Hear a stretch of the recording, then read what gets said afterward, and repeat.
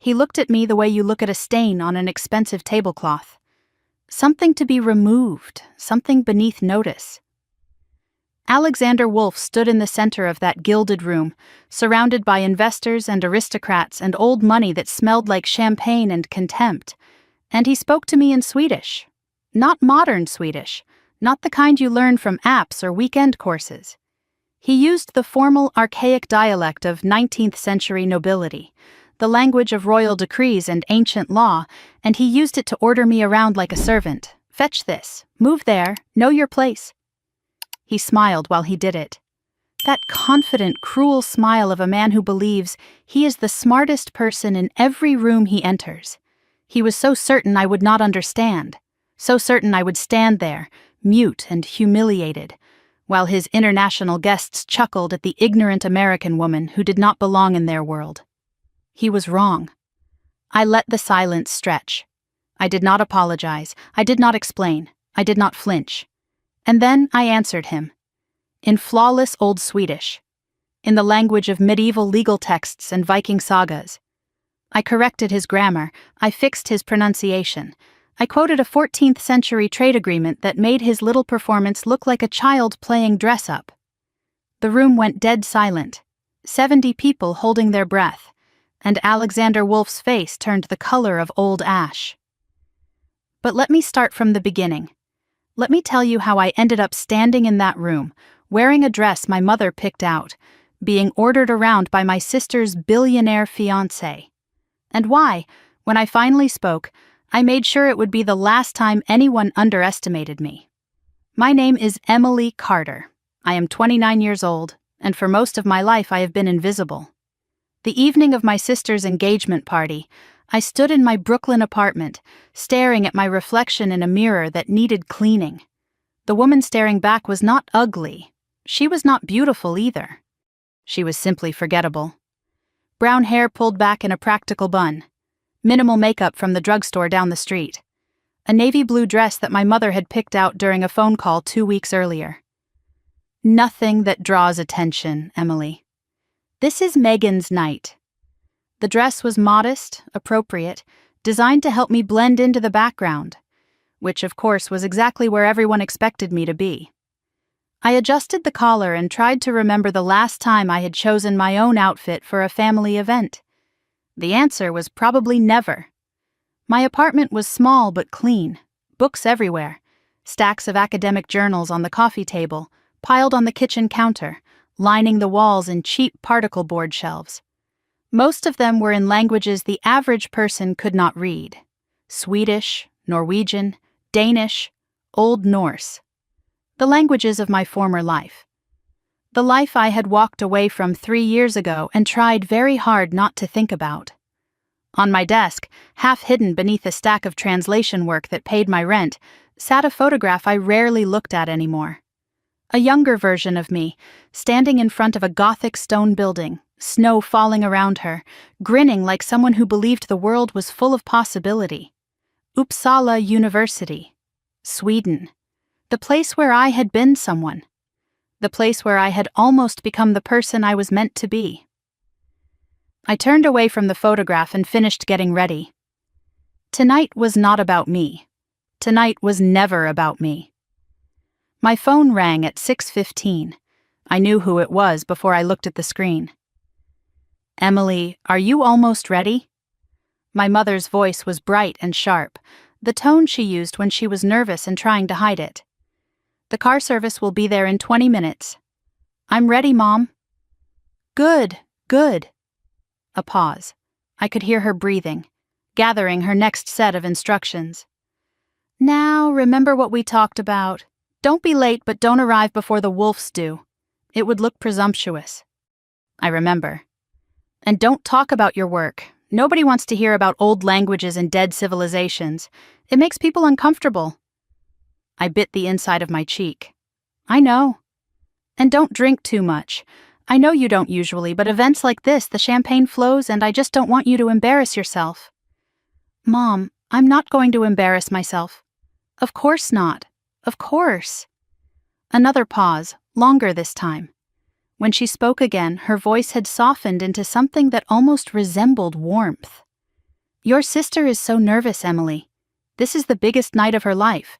Alexander's family is very particular about appearances." I noticed she did not ask if I was nervous. She did not ask how I was feeling about watching my younger sister become engaged to a billionaire while I lived in a 400-square-foot apartment translating technical documents for grocery money.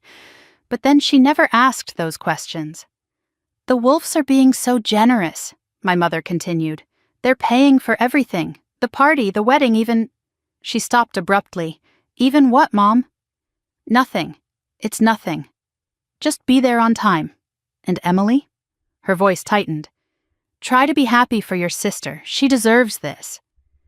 The line went dead before I could respond. I stood there for a long moment, phone in hand, staring at nothing. She deserves this. The implication hung in the air like smoke. Megan deserved happiness, success, a fairy tale ending. And me? I was just supposed to watch from the sidelines and be grateful I was invited at all. I set the phone down and walked to my bedroom, where an old photograph sat on the nightstand. Megan and me as children, maybe 8 and 5 years old, arms wrapped around each other, laughing at something our father had said.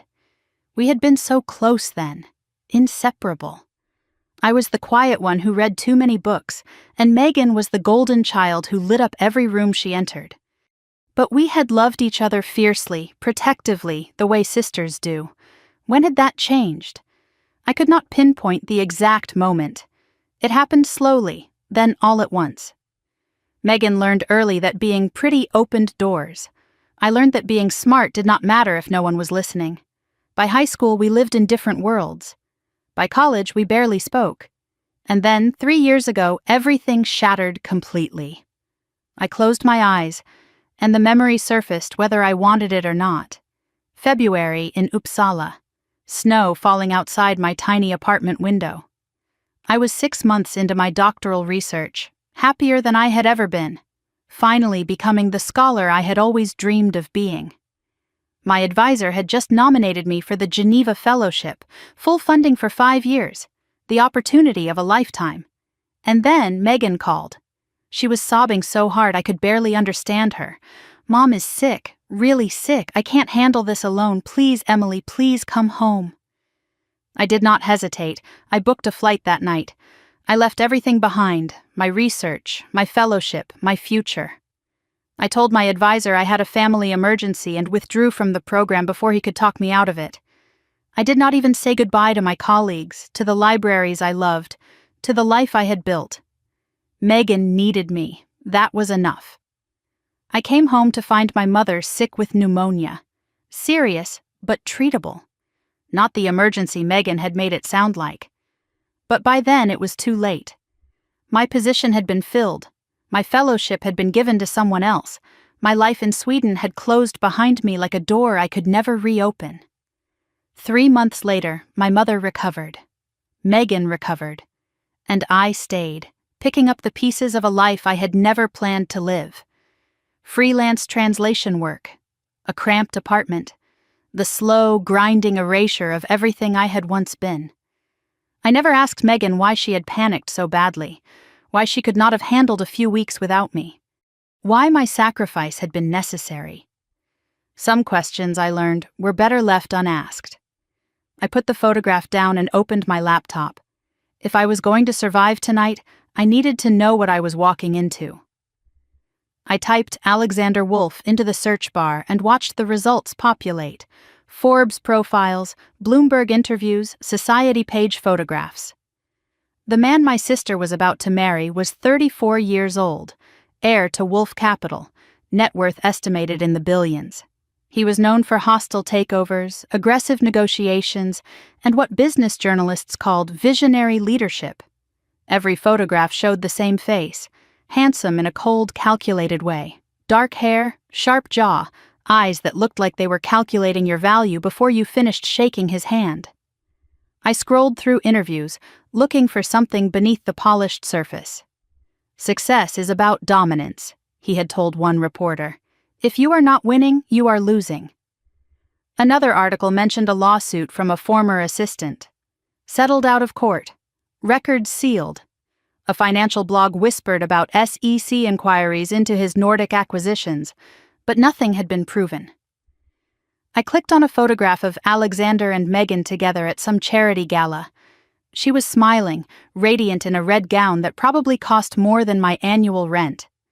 But her eyes were wrong, tight, performed. The smile of someone who had practiced in front of a mirror. "What are you getting into, Meg?" But it was not my place to ask. Megan had made that clear years ago. At 6:45, I gathered my things.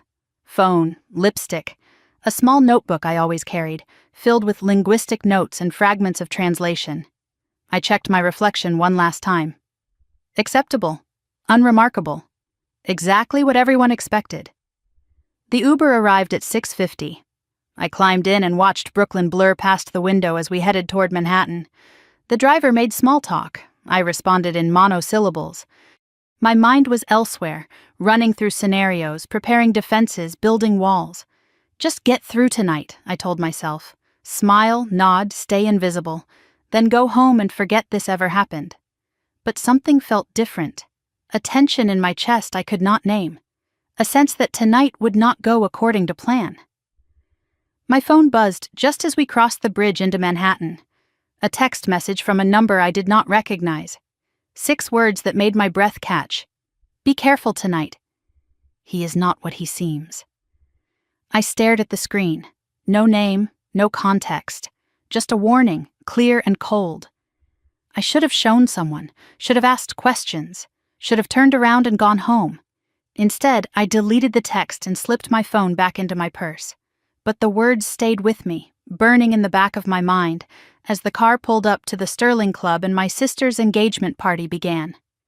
The Sterling Club had no sign, no logo, no indication that it existed at all except for a single brass number above a heavy oak door and a doorman in a 3-piece suit that probably cost more than my monthly rent.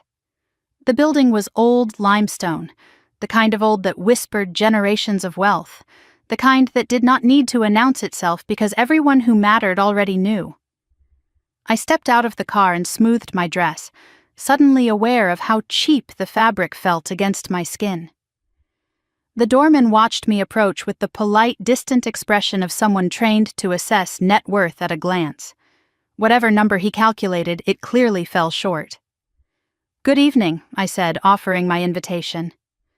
"Emily Carter. I'm here for the Wolf engagement party."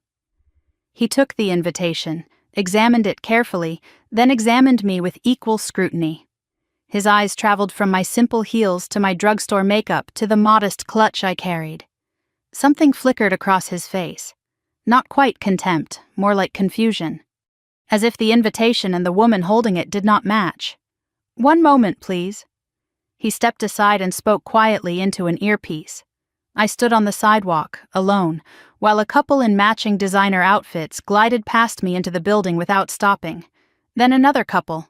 Then a silver-haired man who nodded at the doorman like an old friend and disappeared inside without a word. No one asked them to wait. No one questioned whether they belonged. A woman appeared beside the doorman, clipboard in hand, tailored black dress, eyes like polished stones, hard and assessing. "Miss Carter?" "Yes." "May I see some identification?" I handed over my driver's license. She studied it, compared it to something on her clipboard, then looked at me again. The inspection was thorough, clinical. She noted my dress, my shoes, my lack of jewelry, my everything, and found it all wanting. "You may enter," she said finally, handing back my license. "The Carter family table is on the left side of the main hall. Please enjoy the evening." No welcome, no warmth, just permission to exist in their space. I walked through the heavy doors, and as they closed behind me, I heard the woman murmur something to the doorman. The words were soft, but they carried. "That's the sister. The other one. The other one." I filed the phrase away in the part of my mind where I kept all the small wounds, the paper cuts of a lifetime of being second best. Then I lifted my chin and stepped into the party. The Sterling Club's main hall was designed to make ordinary people feel small. Soaring ceilings crowned with crystal chandeliers that scattered light like frozen rain. walls lined with oil paintings of ancestors who had been dead for centuries, but still managed to look disapproving. The air smelled of orchids and expensive perfume and something else, something sharp and metallic that I eventually recognized as ambition. A jazz quartet played in the corner, their music soft and unobtrusive, designed to fill silence without demanding attention. Waiters in white jackets moved through the crowd like ghosts, offering champagne from silver trays, disappearing before anyone had to acknowledge their existence. And the guests. God, the guests. 70 people, maybe 80, all dressed in fabrics that whispered wealth. Women in gowns that cost more than cars. Men in suits tailored so precisely they looked like second skins. Everyone moved with a certain ease, the particular comfort of people who had never worried about a bill, never checked a price tag, never wondered if they could afford to exist in a space like this. I stood at the edge of the room and realized I was the only person here who had ever worried about any of those things. A waiter approached with a tray of champagne. I took a glass just to have something to hold, something to do with my hands besides betray how out of place I felt. The champagne was cold and expensive and tasted like nothing I could afford. I moved through the crowd, and the crowd moved around me. No one made eye contact. No one introduced themselves. I was wearing the wrong dress, the wrong shoes, the wrong face. I was furniture, wallpaper. Exactly what everyone expected me to be. I found my assigned table near the back of the room, close to the service entrance. Table 12. The farthest point from the head table where Alexander and Megan would sit. The placement was deliberate, I knew. A message written in seating charts. You are here because you must be. You are not here because you matter. 2 chairs. Both empty. My mother had not arrived yet.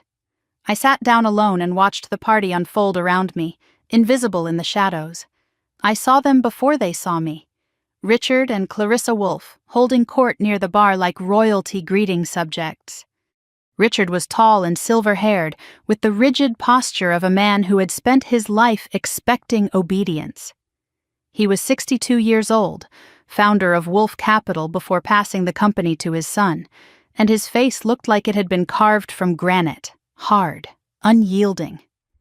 He spoke to a cluster of men in low tones, and they leaned in, nodding eagerly, desperate for his approval.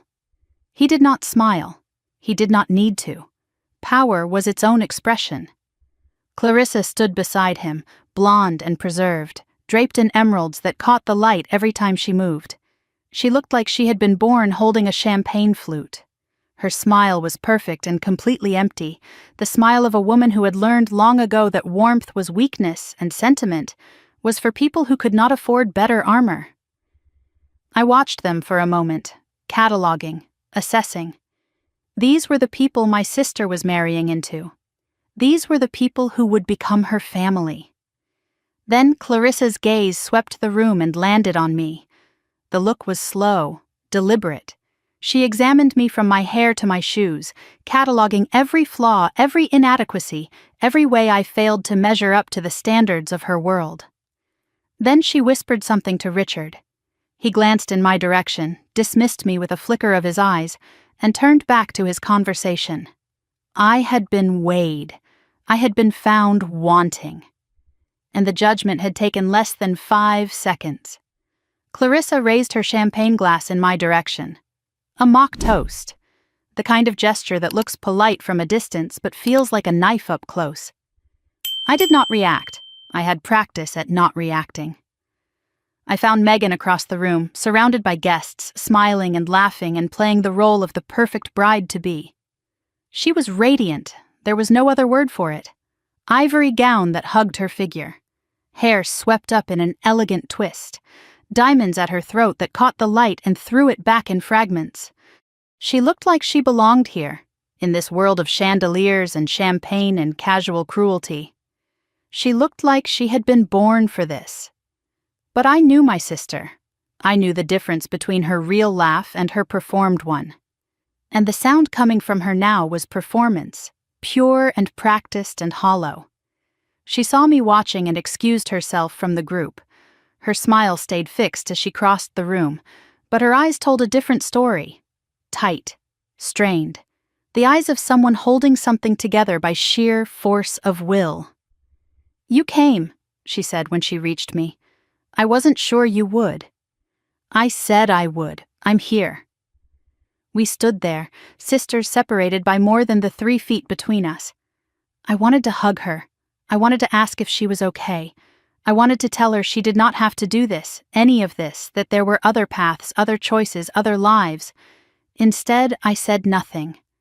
Because Megan had made it clear years ago that my opinions were not welcome, that my concerns were not needed, that the best thing I could do for her was stay out of her way. "Emily," her voice dropped, barely above a whisper, "I need you to do something for me tonight." "Anything." She hesitated. Her eyes flickered toward something across the room, someone I could not see. "Just stay in the background, okay? Don't draw attention. Alexander, he gets particular about things." "Particular how?" Her smile faltered for a fraction of a second. "Just a crack, barely visible, but I saw it. I knew her too well not to see it. Just trust me, please." Before I could respond, her gaze shifted over my shoulder. Her entire body changed, shoulders back, chin up, smile brighter, like a puppet whose strings had suddenly been pulled tight. She squeezed my hand, too hard, too desperate, the squeeze of someone drowning who had just spotted a piece of driftwood. "I have to go, we'll talk later." And then she was gone, swallowed back into the crowd, back to the performance, back to whoever had made her spine straighten with fear. I watched her go and felt something cold settle in my stomach. That squeeze. I knew that squeeze. It was the same one she had given me 3 years ago, right before the phone call that brought me home from Sweden. Something was very wrong. I scanned the room, trying to understand the dynamics I was swimming in. And that was when I noticed the international guests. A cluster of men and women near the windows, dressed expensively but simply, observing more than participating. European, I guessed from their bearing. Scandinavian, probably. They had the reserved manner of people from northern climates, the habit of watching and waiting rather than speaking first. Among them, one man stood out. He was older, late 60s, with silver hair and a posture that spoke of quiet authority. His suit was well made but understated, no flash, no show. While everyone else in the room performed, he simply watched, studied, calculated. His eyes swept the room and landed on me for a moment. Not the dismissive glance of Richard Wolfe or the contemptuous assessment of Clarissa. Something different. Curiosity, maybe. Recognition of something he had not expected to find. I looked away first, unsettled. I did not know who he was, but I had the strange feeling that he knew something about me that I had not yet figured out myself. My mother arrived 15 minutes late, flustered and apologizing to people who were not listening. She wore a new dress, nicer than anything I had seen in her closet, and jewelry I did not recognize. Gifts from the Wolfes, or purchases made on credit she could not afford. She spotted me at table 12 and made her way over, her smile too bright, her movements too quick. "Emily, thank God you're sitting down. I was worried you'd be wandering around bothering people." "Hello to you too, Mom." She sat down across from me, immediately scanning the room for Megan. "Doesn't your sister look beautiful? Clarissa helped her pick the dress." "She looks tired." My mother's face hardened. "She looks happy. Don't ruin this." I bit back the response I wanted to give. What would be the point? My mother had made her choice about which daughter mattered long before tonight. "The Wolfes are being so generous," she continued, her voice dropping to a conspiratorial whisper. "We should be grateful. They're giving Megan everything." "Grateful for what, exactly?" Her eyes flickered. Something shifted in her expression. Guilt, maybe, or shame. For giving Megan a future. For giving us all a future. The words were meant to close the conversation. Instead, they opened a door I had not known existed. What future?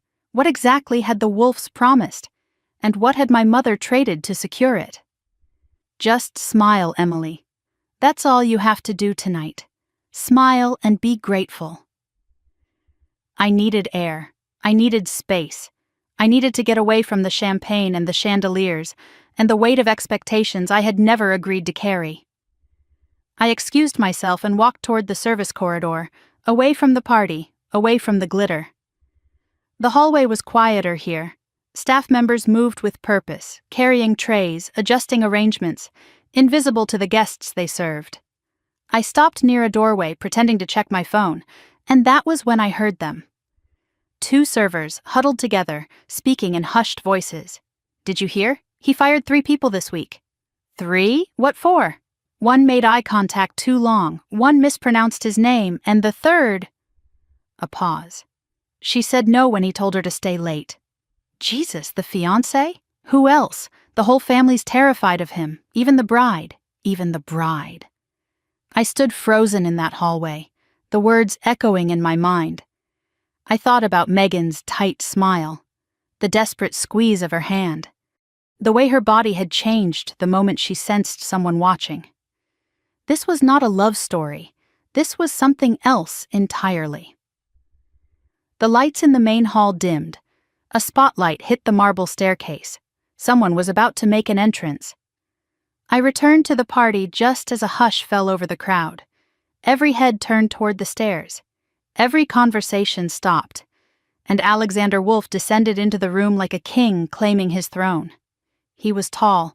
That was the first thing I noticed. 6'2", maybe 6'3", with the kind of build that came from personal trainers and discipline and the luxury of time.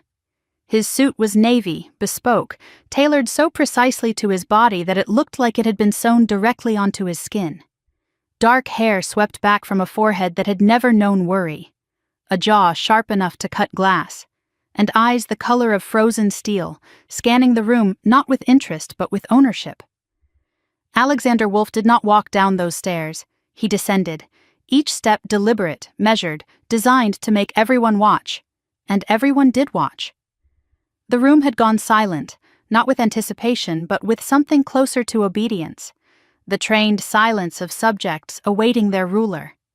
He paused halfway down, letting the moment stretch, letting the spotlight linger, letting everyone absorb his presence. His smile was perfect and completely empty. The smile of a man who had learned early that charm was a weapon and wielded it accordingly. I stood at the edge of the room, invisible in the shadows, and studied him the way I studied ancient texts, looking for meaning beneath the surface, looking for the truth behind the performance.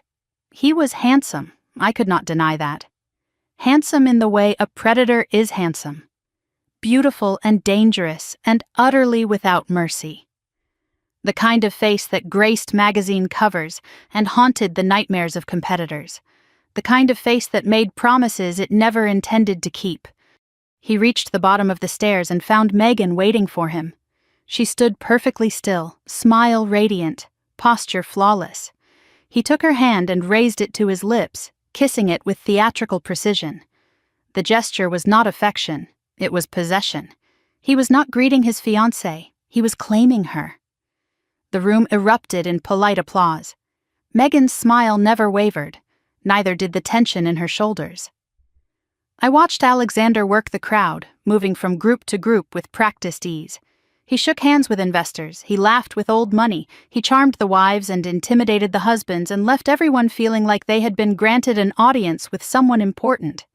The performance was flawless, seamless, the work of someone who had spent a lifetime perfecting the art of making people feel small while convincing them they should be grateful for the privilege. And then his eyes found me. It was brief. 2 seconds, maybe 3. His gaze swept the room like a searchlight and stopped on my corner, on my modest dress and my drugstore makeup and my everything that did not belong. Something flickered in his expression. Not curiosity, not interest, assessment. He was cataloging me, filing me away, determining my place in the hierarchy of his world. I held his gaze. I did not look away. I did not smile. His lips curved slightly, amused by something I could not see. Then he turned back to his guests and continued his parade through the room, pulling Megan along beside him like an accessory. I had been identified, catalogued, marked. and I had the distinct feeling that the evening was about to get much worse. They came to my table 20 minutes later, Alexander and Megan making the rounds, greeting the lesser guests now that the important people had been properly acknowledged. My mother straightened in her seat as they approached, smoothing her dress, arranging her smile, practically vibrating with nervous energy. "Mrs. Carter." Alexander's voice was warm honey poured over broken glass. "What a pleasure to finally meet Megan's mother properly." He took my mother's hand and held it a beat too long. She practically melted under his attention, her smile widening until it threatened to split her face. "Oh, Mr. Wolf, Alexander, the pleasure is all mine. Thank you so much for this beautiful party. Please." He released her hand with obvious reluctance, as if parting with something precious. "You're family now. Or you will be." The word family sounded like a contract, not a bond, an acquisition. Then he turned to me. He did not extend his hand. He did not step closer. He simply looked at me the way one examines a piece of furniture that does not match the decor. His eyes traveled from my face to my dress to my shoes and back again, cataloging every inadequacy, every way I failed to meet the standards of his world. "And you must be Emily." His voice was pleasant, his eyes were not. The older sister. Not the sister, the older sister. The one left behind while the younger one succeeded. The implication was clear and deliberateness was cruel. "That's right," I said. My voice was steady, polite, giving him nothing. "Congratulations on your engagement." "Thank you." He tilted his head, studying me with exaggerated interest. "Megan's told me so much about you." "Well?" A pause, perfectly timed. "Some things. You're a researcher, is that right? Linguistics or something?" "Comparative linguistics, historical language structures." His eyebrows rose in mock fascination. "Fascinating. And there's money in that?" My mother jumped in before I could respond. "Emily's still finding her path. We're very proud of her." The word proud sounded hollow, defensive, a shield raised against an attack that had already landed. Alexander's smile widened. "Of course you are." He looked at me a moment longer, savoring something I could not see. Then he turned to Megan, dismissing me completely. "Darling, we should continue making the rounds. The Hendersons are waiting." Megan nodded, her smile fixed in place. But as she turned to follow him, her eyes met mine for just a moment. The look was pleading, desperate. "Don't, please don't." I watched them walk away and felt the first stirrings of something hot and dangerous in my chest. Not anger, not yet. Something closer to recognition. I had seen men like Alexander Wolf before, had studied them in texts about power dynamics and linguistic dominance. But reading about a wolf and standing in front of one were very different things. The first order came 10 minutes later. Alexander appeared at our table again, Megan trailing behind him. He did not sit down. He simply stood there, looking at the bar, then at me, then back at the bar. "Emily, would you mind terribly getting Megan a glass of champagne? The servers here are so slow, and she's been on her feet all evening." It was phrased as a request. It was delivered as a command. My mother nodded eagerly before I could respond. "Of course she will. Emily doesn't mind, do you, honey?" I looked at Alexander. His smile was pleasant, patient, waiting. He wanted me to bristle. He wanted to see me struggle against the bit he was placing in my mouth. He wanted proof that his power was working. I would not give him that satisfaction. Not yet. "Of course," I said, rising from my seat. "Any preference on the vintage?" Something flickered in his eyes. Surprise, maybe. He had expected resistance. He had expected to win easily. Instead, I was playing the game better than he anticipated. "Dealer's choice," he said. "I'm sure you'll manage." I walked to the bar, feeling his eyes on my back the entire way. The bartender was a woman about my age, tired around the edges, the kind of tired that comes from serving people who never see you. "Tough crowd tonight?" she asked as she poured 2 glasses of champagne. "You have no idea." I returned to the table and handed one glass to Megan. She accepted it with a small, grateful smile that did not reach her eyes. Alexander took the other glass from my hand, the one I had intended for myself. He did not ask. He simply took it, sipped, made a face. "A bit warm," he said. "But I suppose it's the thought that counts." He walked away without another word, pulling Megan with him. My mother leaned across the table, her voice an urgent whisper. "That went well. He seems to like you." I said nothing. My jaw ached from clenching. As Alexander walked away, I heard him murmur something to Megan. The words were soft, but they carried across the quiet table. "Your sister's quite the servant. We should keep her around for the wedding." Richard Wolff found me 15 minutes later. I had barely sat down when he appeared, settling into the chair across from me without asking permission. He held a whiskey, swirling it slowly, not drinking. His presence was heavy, deliberate, the presence of a man accustomed to taking whatever space he wanted. "So," he said, "you're the academic one." "That's one way to put it." "Alexander mentioned you study dead languages." His voice was flat, assessing. "Seems like a waste of a sharp mind." "The past has a way of explaining the present." His eyes narrowed. Most people did not answer him back. Most people stammered and deflected and sought his approval. I was doing none of those things, and he did not know what to make of it. "What's your angle here, Emily?" "Excuse me?" "Everyone has an angle. Your mother wants security. Your sister wants status." He leaned forward, his gaze pinning me in place. "What do you want from my son?" I met his eyes without flinching. "Nothing. I'm here for my sister's engagement party, that's all." He studied me for a long moment, searching for the lie. Finally, he leaned back, something like respect flickering across his granite face. "I don't believe you, but I respect the answer." He stood, finished his whiskey in one swallow, and looked down at me with an expression that was almost a warning. "A word of advice. Don't get in Alexander's way tonight. He has important business and he doesn't tolerate distractions." He walked away before I could respond, leaving me with more questions than answers. Important business. At an engagement party. I filed the information away and watched him cross the room to join a cluster of guests near the window. The Scandinavian delegation. The silver-haired man I had noticed earlier. Richard's posture changed as he approached them. Aggressive, eager, trying too hard. The silver-haired man listened politely, nodded occasionally, and gave away nothing. Whatever Richard wanted from him, he was not getting it easily. Who was that man? And why did Richard Wolff, who seemed to fear nothing, seem so desperate to impress him? The formal dinner began an hour into the party. Guests found their assigned seats. Conversations settled into the comfortable rhythm of wealth discussing wealth, and Alexander rose to deliver a toast. "Thank you all for being here to celebrate the most important night of my life."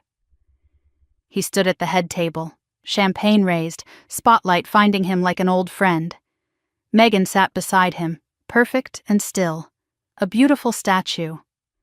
"I want to take a moment to acknowledge my future family." He gestured toward our table. Megan's wonderful mother, Patricia, who raised 2 daughters on her own after her husband's passing. Polite applause. My mother beamed. And her older sister, Emily. A pause. The pause was deliberate, theatrical, designed to create space for what came next. Emily is still finding herself, but we're hopeful marriage will inspire her too. Scattered laughter, some uncomfortable, some genuine, all cutting. I felt 70 pairs of eyes turn toward me, the quiet amusement of people who enjoyed watching someone lesser squirm. Clarissa raised her glass from across the room. "To inspiration," she said. More laughter, louder now. Permission had been granted. I did not smile. I did not flinch. I raised my own glass, took a small sip, and set it down. My face was stone. My silence was louder than any response. Across the room I caught the silver-haired man watching me. He was the only person not laughing. His expression was unreadable, but he gave the slightest shake of his head. Not disappointment. Something else. Recognition, maybe, or warning. Alexander finished his toast and sat down, satisfied with his performance. He had drawn blood. First blood. And he expected me to retreat, to nurse my wounds, to accept my place in the hierarchy he had established. He did not know me at all. I excused myself from the table and walked toward the service corridor, seeking air, seeking space, and that was when I heard it. Alexander's voice, sharp with tension, speaking into his phone. "I don't care what he said. The Lindbergh deal closes tonight." I stopped near the corner, pretending to examine a painting. His words carried clearly. "Then make him see reason. 200 million is on the table. If we lose this because of some old man's principles, heads will roll." A pause, someone arguing on the other end. "No, I'll handle Lindbergh myself. Just make sure the documents are ready." He ended the call, jaw tight, and turned back toward the party. His eyes found me near the corridor entrance. For a moment his mask slipped, suspicion, calculation, threat. Then the smile returned. He walked toward me, each step deliberate. "Emily," he said, voice silk over steel. "Enjoying the party? You seem to be everywhere tonight." I kept my expression neutral, gave him nothing to work with. "It's a party," I said. "People move around." Alexander stepped closer, invading my space the way men like him always do. Close enough that I could smell his cologne, something expensive and sharp. Close enough that backing away would look like retreat. "People move around, yes."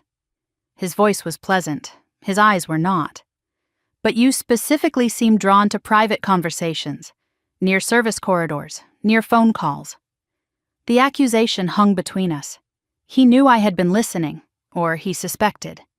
Either way, he was testing me, probing for weakness, looking for the crack he could exploit. "I was looking for the restroom," I said. "A server pointed me this direction." "Did they?" "They did." I held his gaze without flinching. "I'm not particularly interested in your business calls, Alexander. I'm a linguist, not a spy." The word linguist drew a flicker of something across his face. Disdain, maybe, dismissal. Right. Dead languages. His smile sharpened. Hard to spy with those. "You'd be surprised what the dead can tell us." For a moment something shifted in his expression. Uncertainty, perhaps.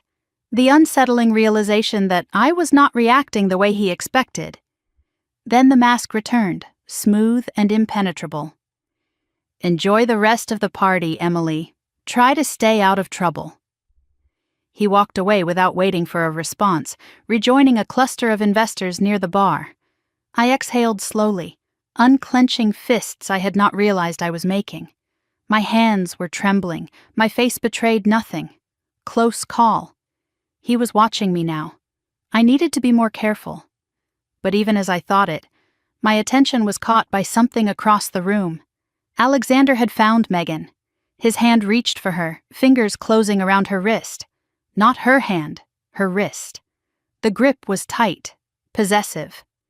Megan's smile did not falter, but her body stiffened almost imperceptibly. I had seen that grip before, in textbooks, in case studies, in the quiet testimonies of women who had survived things they should never have had to survive. I spent the next 30 minutes watching them, not obviously. I moved through the party, accepted a fresh glass of champagne I did not drink, exchanged pleasantries with guests who looked through me. But my eyes kept returning to Alexander and Megan, tracking their movements, cataloging the patterns I was beginning to see. At first glance, they were the perfect couple. Beautiful, radiant, the kind of pair that graced society pages and inspired envy. But I had spent my life studying language, and body language was just another dialect. What I saw beneath the performance made my stomach turn. Alexander positioned Megan with a hand on her lower back, guiding, steering, controlling. When she laughed too loudly at a joke, his fingers pressed harder into her spine, and she quieted immediately. When she started to express an opinion, he interrupted smoothly to clarify what she meant, translating her words into something more acceptable. He controlled who she talked to, a subtle redirection here, a gentle pull there, moving her away from certain guests and toward others. When a young man complimented her dress with a little too much enthusiasm, Alexander stepped between them, ending the conversation with a cold smile and a proprietary arm around her waist. I watched him lean in to whisper something in her ear. Megan's face flickered, fear or shame crossing her features before she adjusted her posture. Later, another whisper. She changed how she was holding her champagne glass. Another whisper. She excused herself from a conversation she had seemed to be enjoying. Each correction was invisible to casual observers. The kind of thing you could explain away if you wanted to. He is just attentive. He is just protective. He just wants what is best for her. But I saw them. All of them. The constant, relentless micro-adjustments. The training of a woman who was slowly forgetting how to exist without permission. This was not love. This was not even partnership. This was control so thorough it had become invisible, woven into every interaction, every gesture, every breath. And Megan, my brilliant, vibrant, stubborn little sister. She was disappearing inside it, becoming a performance of a person instead of a real one. I had to talk to her, alone. The opportunity came 20 minutes later when Megan excused herself to the restroom. I waited 30 seconds, then followed. The ladies' room was marble and mirrors, soft lighting and the smell of expensive hand soap. Megan stood at the sink, staring at her reflection. Her mask was down. Without an audience, she looked exhausted, hollowed out. A woman running on empty. "Meg!" She startled, saw me in the mirror, and the mask slammed back into place. Smile bright, posture perfect. "Emily, are you having a good time? The food is amazing, isn't it?" "We need to talk." Her smile tightened. "About what?" "Everything's fine." "No." I stepped closer. "It's not."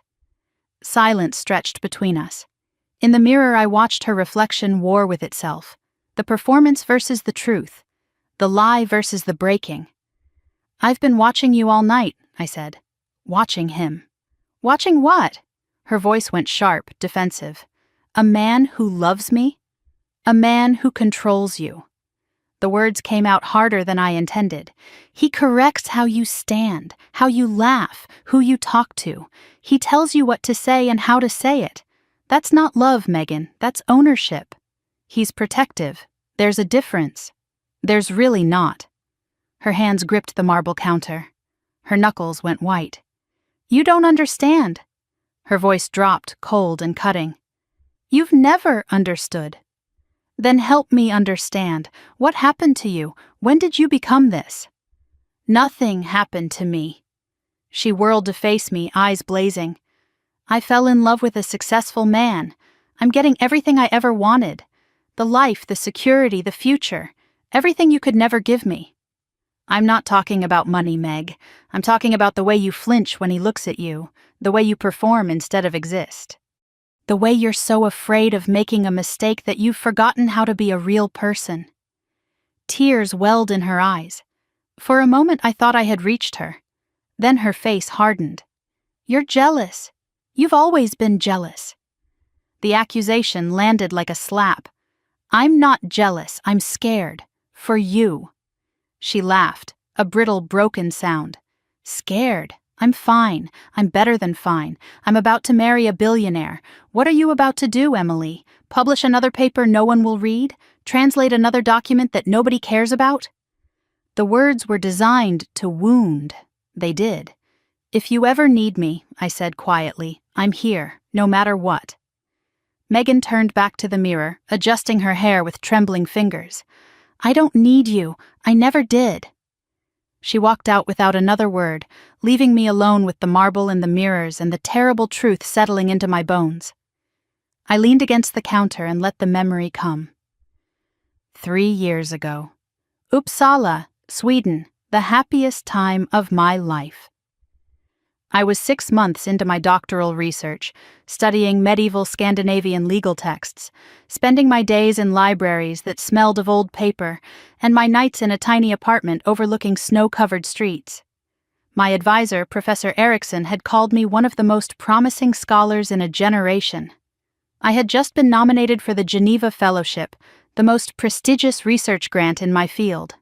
5 years of full funding, the opportunity of a lifetime. I was becoming the person I had always been meant to be. And then Megan called. It was February, snow falling outside my window, a perfect quiet evening. I was reviewing a 14th century manuscript when my phone rang. Megan's number. I answered expecting gossip, sister talk, the usual. Instead, I heard sobbing, hysterical, gasping sobs that made my blood run cold. "Emily, I need you. Please, please come home." "What happened? Meg, talk to me. I can't do this alone.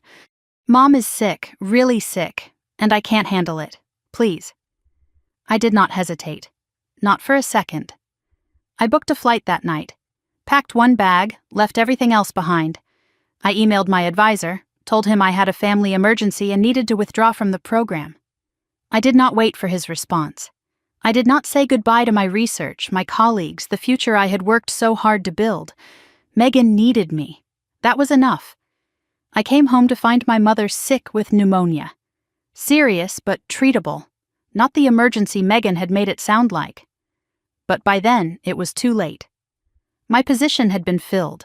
My fellowship had been given to someone else. My life in Sweden had closed behind me like a door that would never reopen. 3 months later, my mother recovered. Megan was fine. And I stayed, trapped in a life I had never planned, picking up the pieces of someone I used to be. Standing in that bathroom now, I let myself wonder for the first time. Did Megan really need me that badly? Or did she just not want to handle things alone? Was my sacrifice necessary? Or was it simply convenient? And then another memory surfaced, one I had buried so deep I had almost forgotten it. The week after I came home, Megan went to a party, met a charming businessman, started dating him within a month. His name was Alexander Wolf. I found my mother at the bar, slightly tipsy, talking to a woman I did not recognize. I pulled her aside, steering her to a quiet corner where no one could overhear. "Mom, what's really going on? Why is this wedding so important?" Her smile faltered. "What do you mean? Megan's happy. Isn't that enough?" "Is she? Or is she trapped?" My mother's face went pale. Her champagne glass trembled in her hand. "You don't understand the situation," she whispered. "Then explain it to me." A long silence. She stared at her drink like it contained answers. When she finally spoke, her voice was barely audible. "After your father died, I made some bad decisions. Investments that didn't pan out, credit cards I couldn't pay off." "How bad?" 200,000, maybe more. She swallowed. The shop was about to go under. We were going to lose the house. Everything. The number hung in the air between us. Impossible. Devastating. And Alexander? My mother would not meet my eyes. He helped, quietly. He paid off the debts, saved the business, saved everything. And in exchange, Megan marries him. It's not like that. They love each other. Do they? Or does Megan feel like she can't say no? Like she owes him? Like we all owe him? My mother's silence was answer enough. "He owns you," I said slowly, the truth crystallizing with terrible clarity. "He owns all of you, and Megan is the payment." My mother's eyes filled with tears. I didn't have a choice. There's always a choice. You just didn't like the other options. She grabbed my arm, her grip desperate. "Please don't ruin this. If Alexander pulls out now, we lose everything. The house, the shop, everything. Megan knows what she's doing. She agreed to this." I pulled away from her grasp and walked toward the windows, needing distance, needing air. My mind was spinning. The debt, the control, the trap. Megan had not just fallen in love with a billionaire, she had been sold to one. And my mother, our mother, had brokered the deal. I thought about the 3 years I had sacrificed, the fellowship I had abandoned, the future I had surrendered for a family that had never valued me. I had given up everything for them, and they had sold my sister to pay off credit card debt. Something shifted inside me, something cold and clear and certain. I could walk away, get through tonight, go home and pretend none of this was my problem. That was what they expected, what they wanted, but Megan was my sister, my baby sister. The girl who used to crawl into my bed during thunderstorms because she was afraid of the lightning. The girl who had held my hand at our father's funeral because she knew I would not cry in front of anyone else. I would not let her drown in a golden cage, not without a fight. I turned back toward the party and found Henrik Lindberg standing a few feet away, watching me with quiet intensity. "You have the look of someone who has just learned an unpleasant truth," he said in lightly accented English. He offered me a glass of water. I took it without thinking. I find that truth, however unpleasant, is always better than comfortable lies. His eyes held mine for a moment, filled with something I could not quite read. Then he nodded once and walked away, rejoining the Scandinavian delegation. His words stayed with me. And so did the question. What did he know that I did not? The party transitioned from cocktails to formal dinner with the smooth precision of old money ritual. Guests moved toward their assigned tables in a choreographed dance of status, each placement a statement about where they stood in the hierarchy of Alexander Wolf's world. I found my seat at table 12, tucked into the far corner of the room, close enough to the kitchen entrance that I could hear the clatter of dishes and the urgent whispers of servers. The message was clear. I had been seated as far from the head table as architecturally possible. My mother, I noticed, was at table 3, much closer to the Wolfs. Even she outranked me tonight. From my position in the margins, I had a perfect sightline to the center of the room.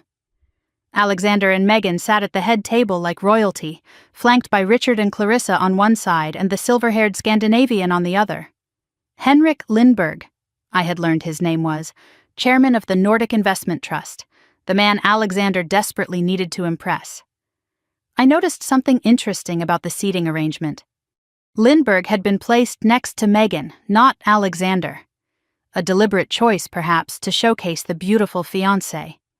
But Alexander kept glancing at the older man, seeking approval that never seemed to come. Lindberg's expression remained politely neutral, giving away nothing. My tablemates were a motley collection of afterthoughts.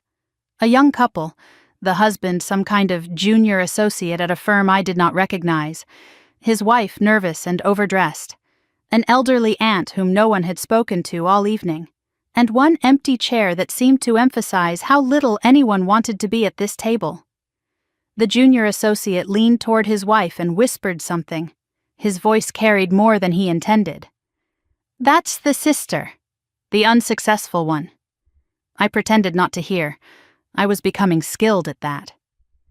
The empty chair beside me was suddenly occupied. A woman slid into it with the practiced grace of someone accustomed to late entrances.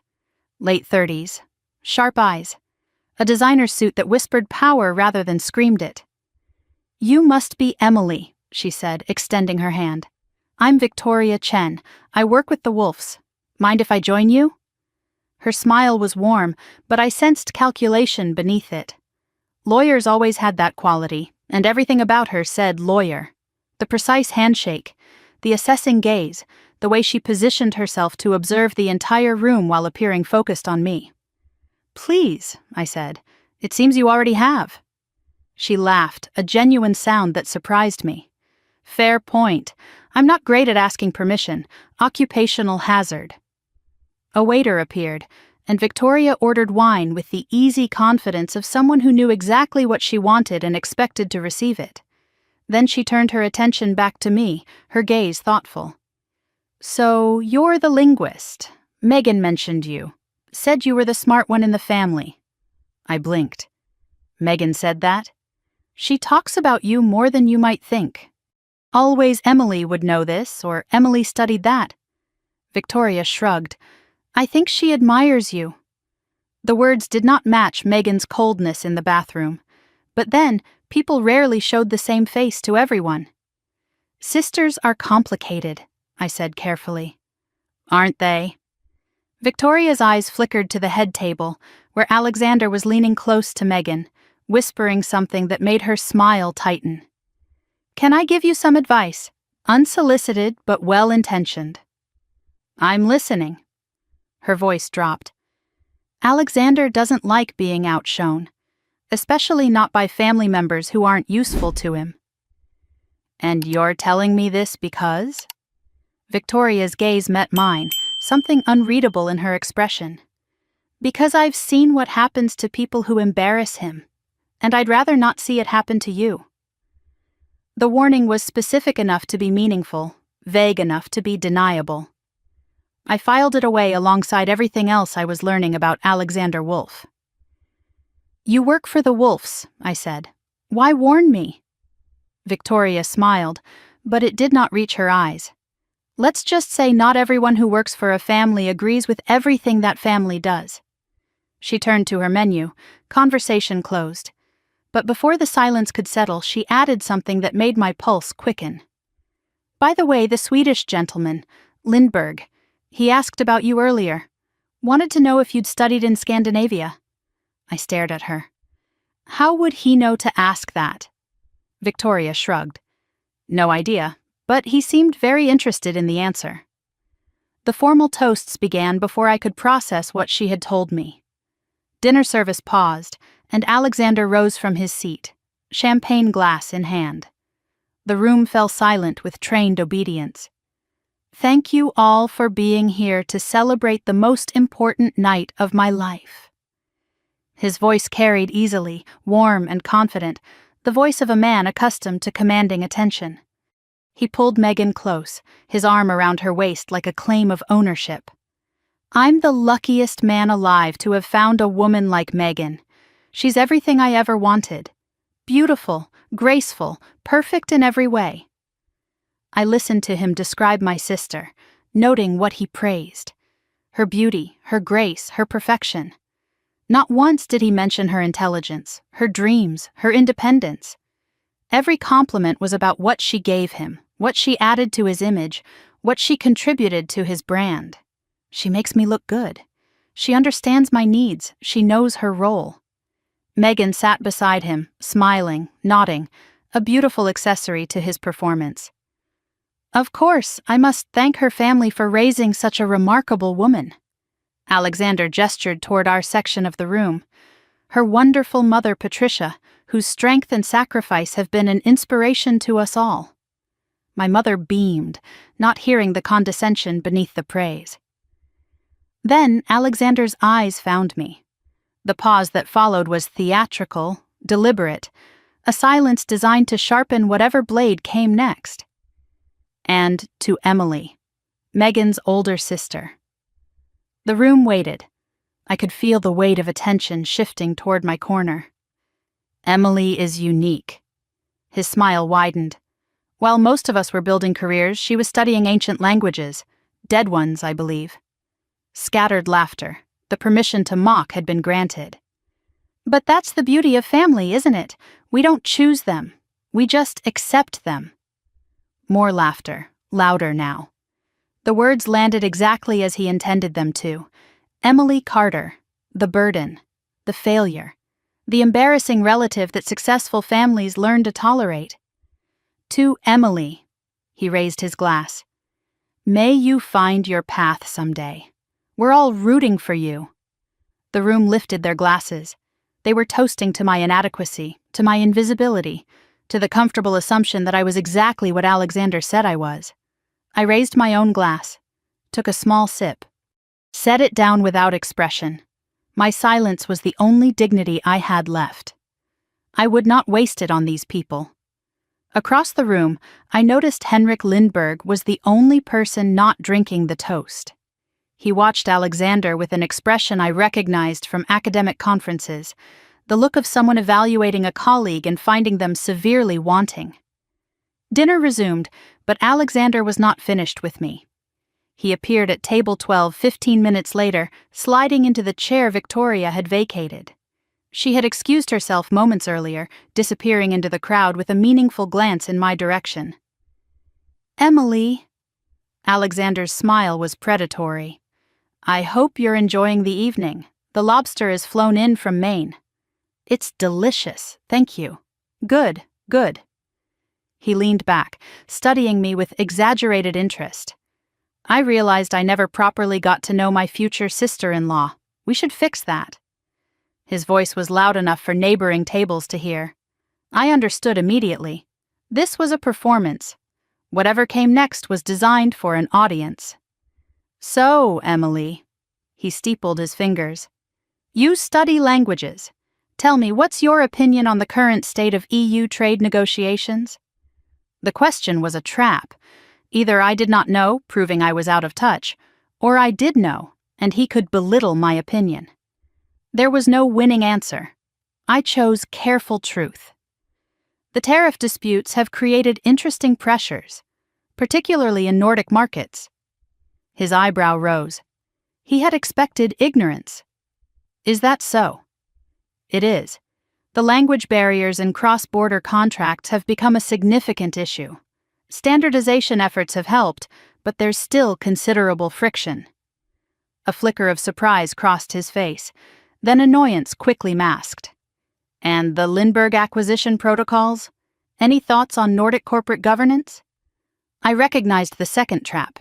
He was testing whether I knew anything about his deal with Henrik. I played dumb.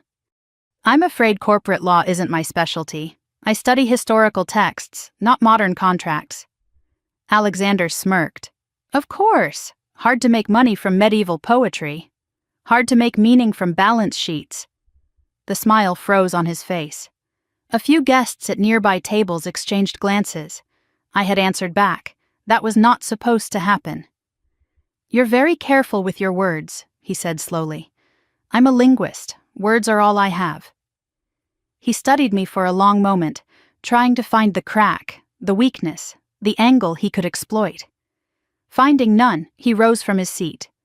"There's more to you than Megan mentioned. I'll have to keep a closer eye on you." It was meant as a compliment. It sounded like a threat. He paused before walking away.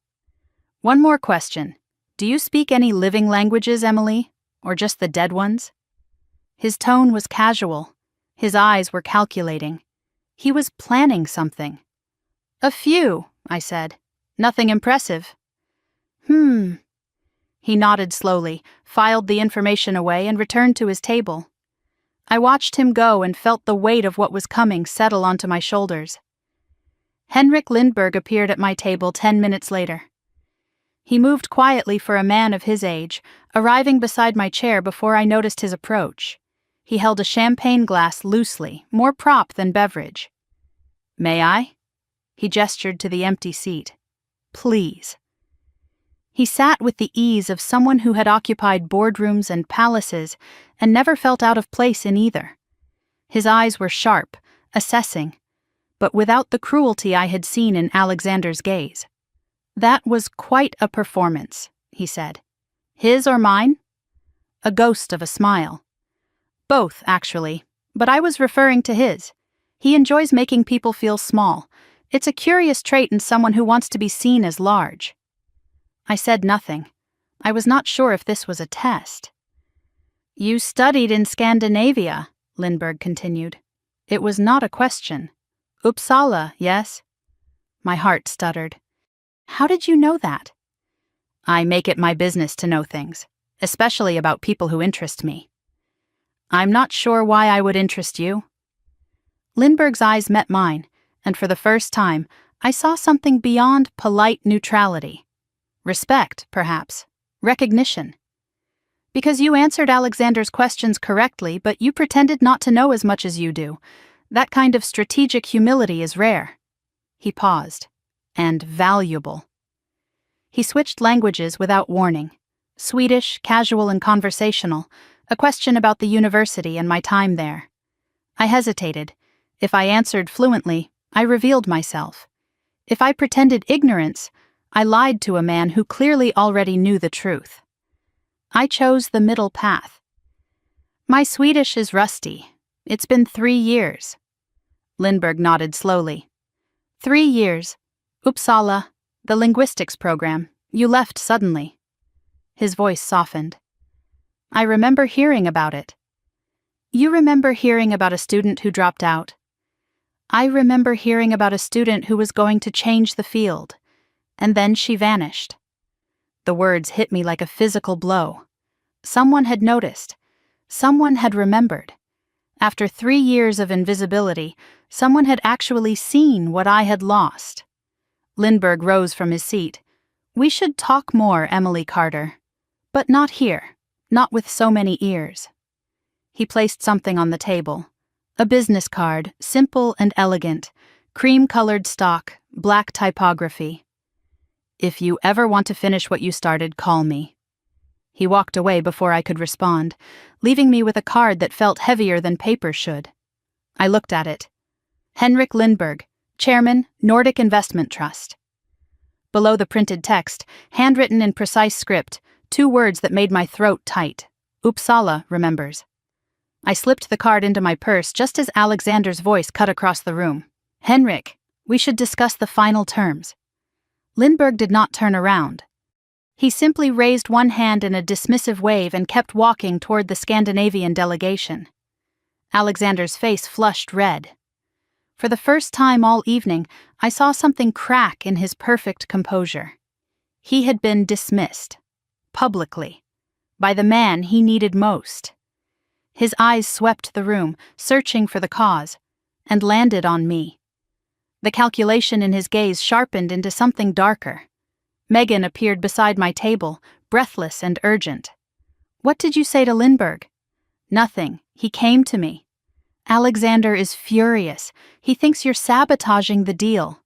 "I don't even know what the deal is." Megan grabbed my wrist, her grip tight with desperation. "It doesn't matter what's true. It matters what he believes. Please, Emily, just stay invisible for the rest of the night." She was gone before I could respond, pulled back into Alexander's orbit by invisible strings. I watched her go and felt the atmosphere shift around me. Alexander stood near the head table, speaking to his father in low, urgent tones. Richard's face was grim. Both of them kept glancing in my direction. A decision had been made.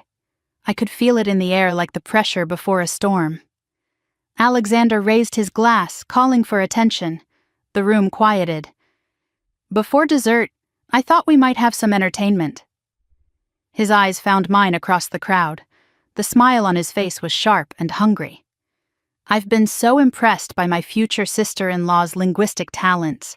Perhaps she'd indulge us with a demonstration." The trap was set. The room turned to look at me, and I realized with sudden, crystalline clarity that this was the moment I had been waiting for. Not to hide, not to deflect, but to show them exactly who I was. The room shifted its attention to me like a spotlight finding its target.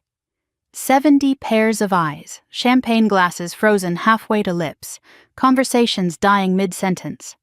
Alexander stood at the center of the room, ringmaster of his own circus, smiling the smile of a man who had already won. "I hope everyone is enjoying the evening," he continued, his voice warm and carrying. "But I thought we might add some intellectual stimulation to the proceedings." He gestured toward me with an expansive wave. "My future sister-in-law, Emily, is a linguist. She studies dead languages, ancient texts, medieval poetry, that sort of thing." A few polite chuckles rippled through the crowd. The setup was working. He was framing the narrative before I could speak a word. "Now, I've always believed that language is the mark of true sophistication. Don't you agree, Henrik?" He turned toward Lindbergh, seeking validation. The older man offered nothing but a neutral nod, giving Alexander no ammunition and no support. Alexander pressed on, undeterred. "I myself studied Swedish during my time in Stockholm. 3 months of intensive immersion. Quite rigorous." He said this with pride, as if 3 months made him an expert, as if a summer program could match years of dedicated study. "So I thought, why not test our resident linguist? See if her academic training holds up against real-world fluency." The framing was clever. He had positioned himself as the practical businessman, me as the ivory tower dreamer. The man of action versus the woman of useless knowledge. Nothing serious, of course. His smile sharpened. Just a bit of fun. But I saw the truth in his eyes. This was not fun. This was not entertainment. This was execution.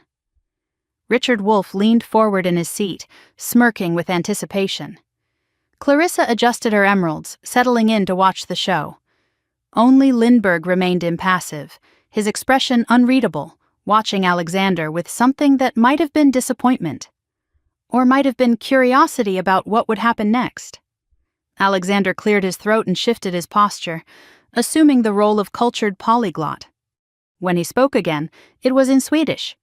Kan du vara snäll och hämta mig ett glas vatten? Jag är säker på att du förstår enkla instruktioner. Could you please fetch me a glass of water? I'm sure you understand simple instructions. The Swedish was technically correct but stiff. Textbook phrases delivered with exaggerated precision. To anyone who did not speak the language, it probably sounded impressive. Sophisticated. The words of a man who had truly mastered a foreign tongue. To me, it sounded like a first-year student reading from a phrase book. His pronunciation was off. The tonal accent, that distinctive rise and fall that separated native speakers from tourists, was completely wrong. He stressed the words like an American, flat and heavy, missing the musicality that gave Swedish its character. But none of that mattered to the audience. They did not speak Swedish. They only saw what Alexander wanted them to see. A brilliant man demonstrating his worldly education. A linguist being tested and surely about to fail. Guests exchanged impressed glances. A few laughed nervously, unsure of the rules of this new game. My mother looked confused, lost in a language she could not parse. Megan's face was frozen, pale as fresh snow, her champagne glass trembling almost imperceptibly in her hand. Alexander watched me, waiting for the flinch. The confusion. The humiliation of a woman who could not understand what was being said to her. I gave him nothing.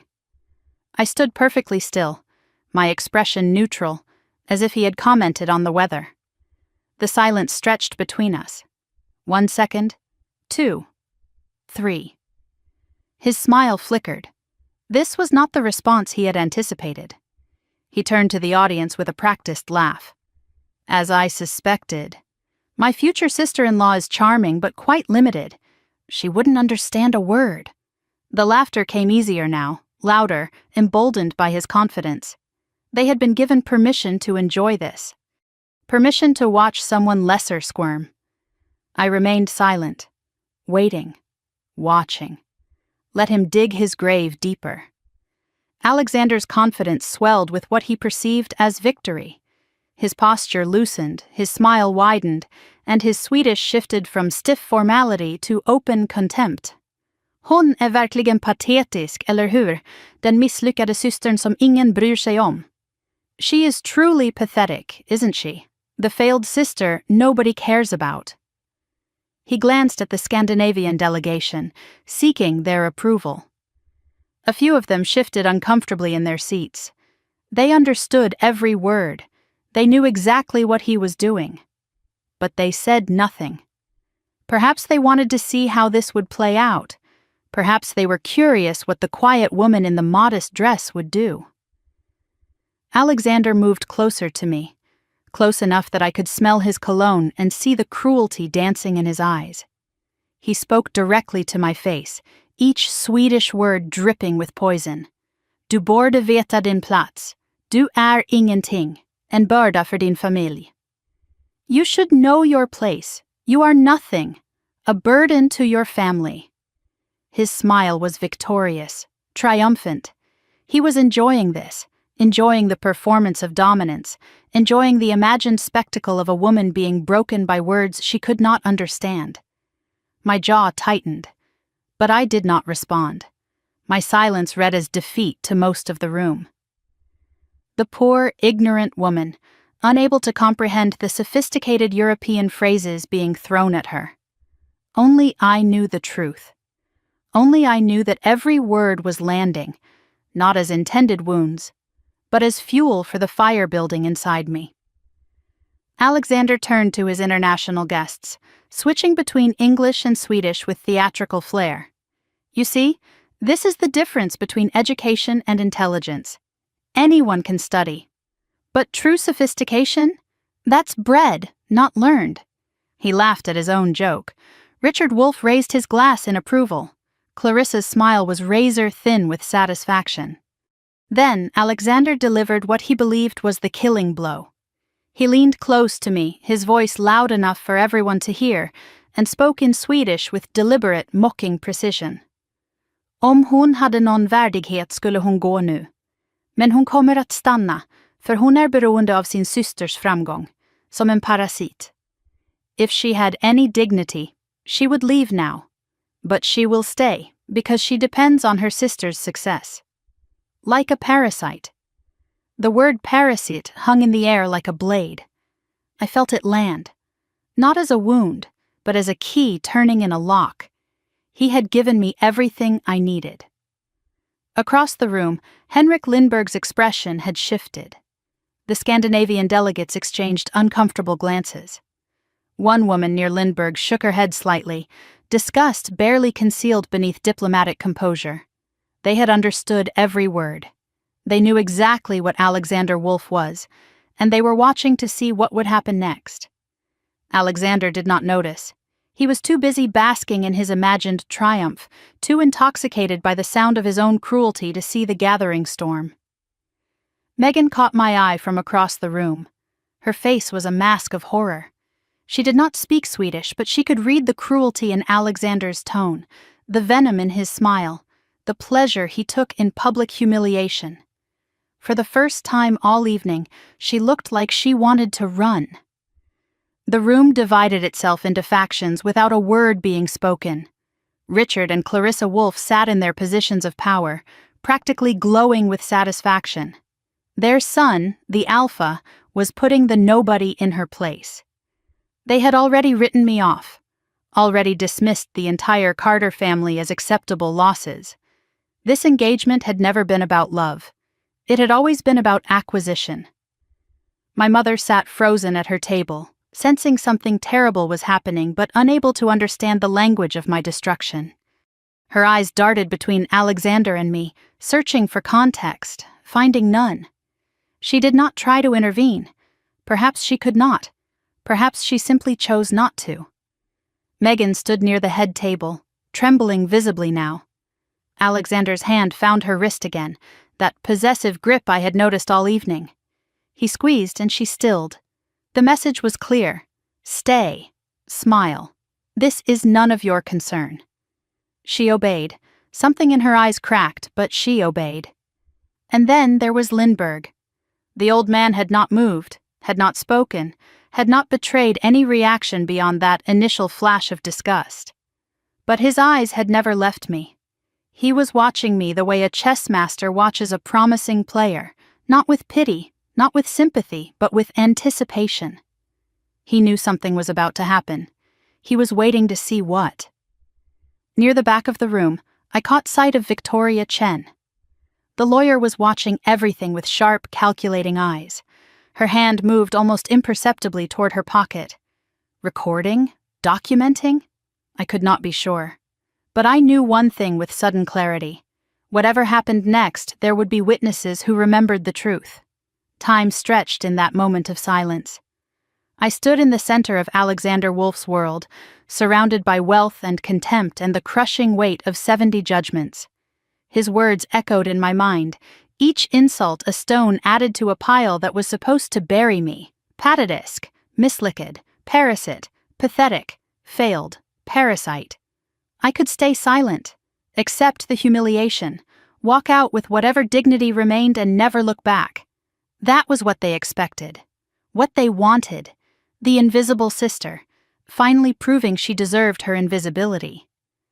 But I thought of Megan's trembling hands, of my mother's complicity, of the 3 years I had lost, the fellowship I had surrendered, the life I had sacrificed for a family that had never valued me. I thought of Uppsala, of Professor Erickson and the medieval texts and the snow falling outside my tiny apartment window, of the person I had been before that phone call shattered everything. I thought of who I wanted to be when this night was over, and I made my choice. A strange peace settled over me. The fear drained away. The doubt evaporated. What remained was clarity, crystal, cold, absolute. I knew exactly what I was going to do. I had known all night. I had just been waiting for the right moment. This was the right moment. I drew a slow, deliberate breath. I straightened my spine, assuming the posture I had learned in lecture halls and academic conferences. The posture of a scholar, not a servant. I looked at Alexander. Really looked at him. Past the expensive suit and the polished smile and the billions in his bank account. I saw what he was. A man so terrified of inadequacy that he needed to destroy anyone who revealed it. And then I let him see me. Not the invisible sister. Not the failed academic. Not the woman he had been trying to break for the last 3 hours. The real Emily Carter. Something shifted in the air. Alexander sensed it. His smile faltered for just a fraction of a second, uncertainty flickering behind his eyes. The room sensed it. Conversations that had resumed died away again. Attention sharpened. Even my mother straightened in her seat, some maternal instinct warning her that everything was about to change. I opened my mouth, and I spoke, in Swedish. Not the textbook Swedish Alexander had used, not the halting phrases of a tourist or the memorized sentences of a summer immersion program. Old Swedish, academic Swedish, the precise, formal language of medieval legal documents and royal proclamations, the Swedish that scholars spent years mastering and native speakers studied in university courses. Det var ett intressant val av ord, Herr Wolf. That was an interesting choice of words, Mr. Wolf. My accent was Uppsala perfect. My grammar was flawless. My pronunciation carried the tonal musicality that Alexander's had completely lacked. The effect was immediate. Alexander's face went slack, the color drained from his cheeks like water from a broken vessel. His mouth opened, closed, opened again. No sound emerged. He understood enough to know what had just happened. He understood that I had heard every word, every insult, every command, every cruelty he had believed was hidden behind a foreign language, and he understood that I was about to respond. Gasps rippled through the Scandinavian delegation. Henrik Lindberg's lips curved into the ghost of a smile. Richard Wolff's triumphant expression curdled into confusion. Clarissa's champagne glass tilted dangerously. My mother's hand flew to her mouth. She did not understand the words, but she understood the shift. She understood that her invisible daughter had just become the most visible person in the room. And Megan. My sister stared at me with an expression I had never seen before. Recognition. Realization. The dawning understanding that the woman she had taken for granted her entire life was someone she had never truly known. I took a step forward, closing the distance between myself and Alexander. My voice remained calm, measured, each word a blade wrapped in velvet. Du föreläste mig om sofistikering. Låt mig då visa dig vad verklig språkkunskap innebär. You lectured me about sophistication. Then let me show you what true linguistic mastery means. Alexander stumbled backward. A physical retreat from my words. The predator suddenly faced with something he had not expected, something he could not control. The room was frozen, suspended. 70 people holding their breath, waiting for whatever came next. I paused, letting the silence build, letting the weight of the moment press down on Alexander's shoulders, letting him understand that his humiliation was only beginning. And then, in a voice that carried to every corner of that gilded room, I delivered the first real blow. Du sa att jag inte förstod ett ord. Tillåt mig att korrigera dig. På 3 språk om du föredrar. You said I wouldn't understand a word. Allow me to correct you. In 3 languages, if you prefer. I smiled. It was the first time I had smiled all night. It was terrifying. I began with his grammar. Du använde fel verbform, I said, my Swedish flowing like water over stones. Förstår i detta sammanhang kräver konjunktiv. En form du uppenbarligen aldrig lärde dig. You used the wrong verb form. Understand in this context requires the subjunctive, a form you clearly never learned. The correction was surgical, precise, delivered without emotion, without anger, without any of the venom he had poured into his own words. I was not attacking him. I was educating him. And that was infinitely worse. Alexander's jaw tightened. His eyes darted around the room, searching for an anchor, finding none. He was trying to process what was happening, trying to keep up with words that moved faster than his 3 months of intensive immersion had prepared him for. I continued, shifting to his pronunciation. Och din tonaccent är helt fel. Du betonar orden som en amerikan som läst en frasbok på flygplanet. And your tonal accent is completely wrong. You stress the words like an American who read a phrasebook on the airplane. A ripple of sound moved through the Scandinavian delegation. Not quite laughter, something between recognition and vindication. The sound of people who had been forced to listen politely to Alexander's mangled Swedish all evening, and were finally hearing it named for what it was. Henrik Lindberg's eyebrows rose slightly. Not amusement, respect. The acknowledgement of expertise, recognizing expertise. Alexander's face cycled through colors. Red with embarrassment, white with shock. Then a mottled purple as the humiliation began to sink beneath his skin. But I was not finished. Du kallade mig parasit, I said, letting the word hang in the air between us. Et intressant ordval. You called me parasite. An interesting word choice. I paused, gathering the threads of knowledge I had spent years weaving together. This was the moment, the deep cut. I formsvenska juridiska texter användes det ordet för att beskriva adelsmän som levde på böndernas arbete. Män som tog utan att ge, som konsumerade utan att producera, som trodde att deras börd gav dem rätt att förakta dem som faktiskt byggde samhället. In Old Swedish legal texts, that word was used to describe noblemen who lived off the labor of peasants, men who took without giving, who consumed without producing, who believed their birth entitled them to despise those who actually built society. I let the historical reference land, let the irony sink its teeth into him. Ironiskt, eller hur? Ironic, isn't it? Alexander had no response. He could not respond. He did not even understand the full depth of what I had said. But the Scandinavians did. They understood perfectly. And from their expressions, they appreciated the precision of the blade I had just slipped between his ribs. One of the Swedish delegates leaned toward another and whispered something. I caught the word Uppsala. They were connecting the dots. They were beginning to understand who they were really looking at. I did not announce my credentials. I did not need to. I simply demonstrated them. Om du verkligen vill diskutera språklig sofistikering, I continued, shifting into a more complex register, using constructions that no summer immersion course would ever teach. Låt oss tala om äldre Västgötalagen, den äldsta bevarade lagtexten på svenska. Jag tillbringade 2 år med att studera dess semantiska strukturer. If you truly wish to discuss linguistic sophistication, let us speak of the older Västgöta law, the oldest preserved legal text in Swedish. I spent 2 years studying its semantic structures.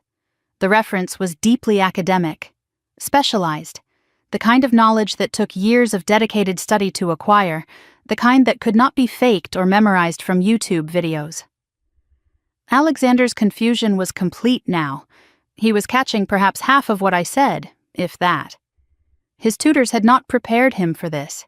His intensive course had not covered medieval legal terminology. He was a tourist in a language I had made my home. The room was shifting around us. The non-Swedish speakers did not understand my words, but they understood the transformation they were witnessing. My posture had changed. My voice carried authority it had not possessed before.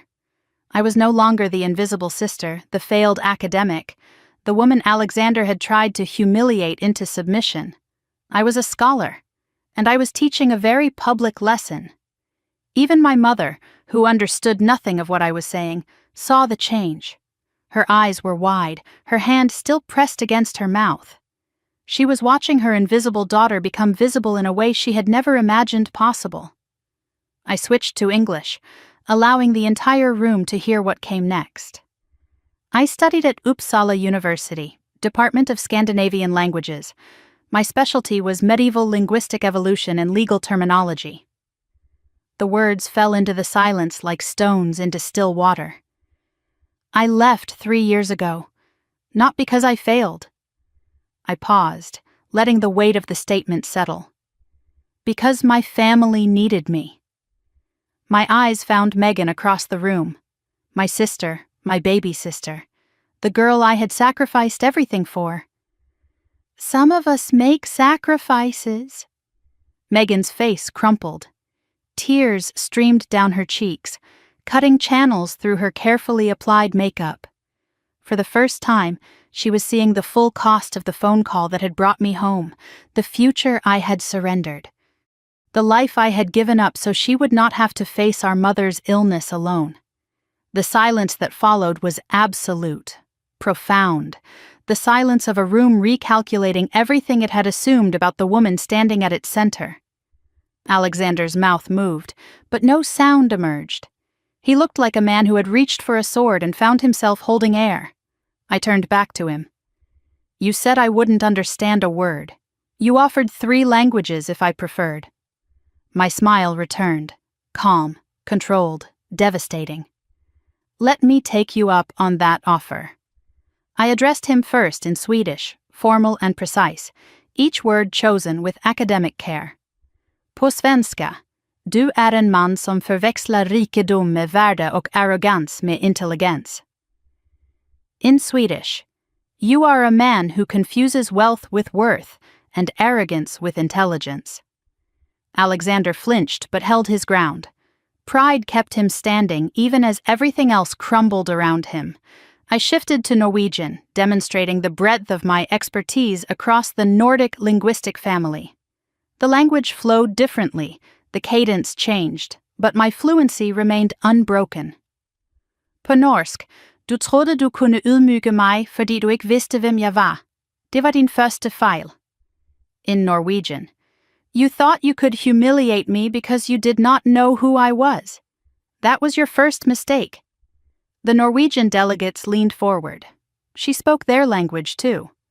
The woman Alexander had dismissed as limited, as ignorant, as a burden, commanded their mother tongue with effortless precision. Finally, I delivered the killing stroke in Danish. Each word deliberate. Each syllable weighted with meaning. På dansk, din anden fejl var at antage, at tavshed betyder svaghed. Nogle gange betyder det bare, at man venter. In Danish, your second mistake was assuming that silence means weakness. Sometimes it just means one is waiting. 3 languages, 3 condemnations, 1 message. I had not just answered Alexander Wolf. I had dismantled him in the tongues of the very people he had been trying to impress. I had proven myself not merely competent, but superior, not merely educated, but masterful. And I had done it without raising my voice, without anger, without stooping to his level. I returned to English for my final words to him. I don't need to prove my intelligence to you, Alexander. I never did. I looked at him with something that might have been pity if I had allowed myself to feel it. You just proved yours to everyone in this room. The silence stretched for 3 heartbeats, the room suspended in the aftermath of what they had witnessed. Then, Henrik Lindberg rose from his seat and began to clap. The sound was slow, deliberate, each impact of palm against palm echoing through the hall like a gavel falling. This was not enthusiastic applause. It was something more powerful. It was judgment rendered, verdict delivered. Other Scandinavian delegates rose to join him. One by one, they added their hands to the rhythm. The Norwegian investors, the Danish businessmen, the Swedish bankers, all standing, all applauding, all acknowledging what had just occurred. The sound built, not into a standing ovation, but into something more meaningful, a recognition, a validation, a welcome into a world Alexander had tried to bar me from. American guests exchanged uncertain glances. The social calculus was shifting in real time. The woman they had dismissed as nobody was being honored by the most important people in the room. In this world, status was everything. And mine had just changed. Richard Wolf's face had gone gray. His son had humiliated himself in front of the man the family needed most. The deal, the evening, the carefully constructed image of Wolf excellence was crumbling before his eyes. Clarissa Wolf's champagne glass hung forgotten in her hand. Her practiced composure had finally cracked. She looked for the first time all evening like someone who did not know what to do next. And my mother. Patricia Carter sat in her chair with tears streaming down her face. But these were not tears of embarrassment or fear. She was looking at me like she was seeing a stranger, like she was realizing, far too late, that the daughter she had dismissed for years was someone extraordinary, someone she had never bothered to know. I could have destroyed him further.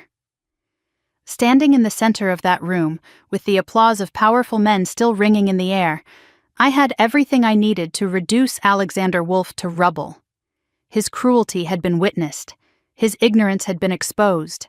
I could have listed every insult, translated every degrading word he had spoken, painted a complete picture of the small, petty man hiding behind his billions. The temptation was real. The anger was real. But I thought of my father, a quiet man who had taught me that strength was not measured by how hard you hit, but by knowing when not to swing. A man who had shown me, through a lifetime of small examples, that grace under pressure was worth more than vengeance. I thought of who I wanted to be when this night ended, and I made my choice.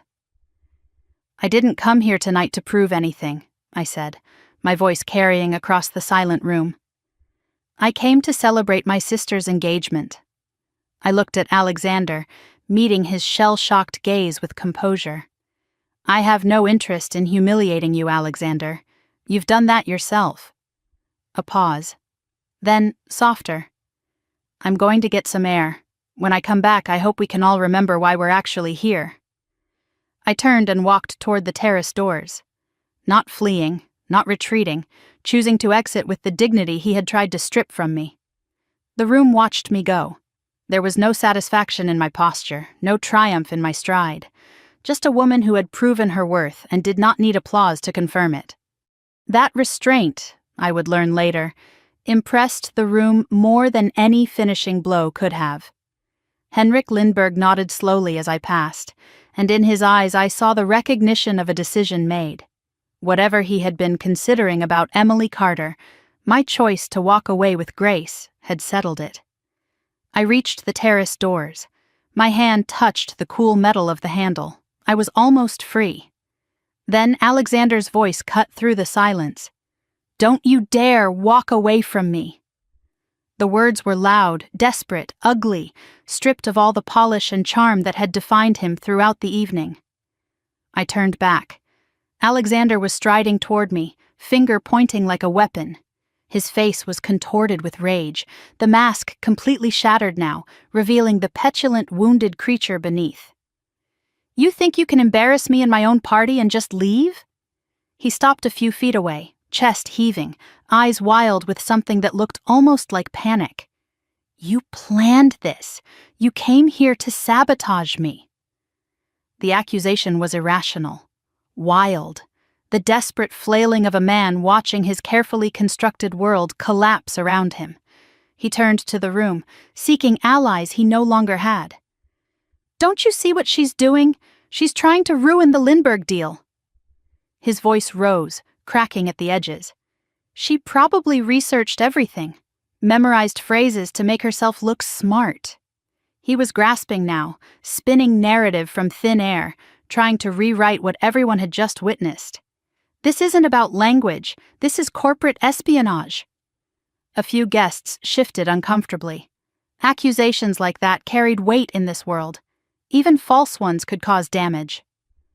Richard Wolf stepped forward, placing himself beside his son, backing the narrative. Alexander raises a valid point. How did she know about the Nordic connections? Clarissa joined the formation. She was lurking near private conversations all evening. I noticed it myself. The story was being constructed in real time. Emily Carter, not the wronged party, but the infiltrator. Not the victim, but the spy. The Scandinavians exchanged glances. They knew the truth. But would they speak? Would they risk the political complications of contradicting a powerful family in their own territory? Alexander smelled blood. His confidence began to return, fed by his parents' support and the uncertainty rippling through the crowd. "I want her removed," he announced. "Security, escort Ms. Carter out immediately." He turned to me, triumph returning to his eyes. "And someone call my lawyers. We're going to get to the bottom of this." His voice dropped, cold and hard and full of promise. "You think speaking a few languages makes you special? I will bury you. I will make sure no university, no institution, no one ever takes you seriously again." The threat hung in the air, real and dangerous. Security guards appeared at the edges of the room, awaiting their orders.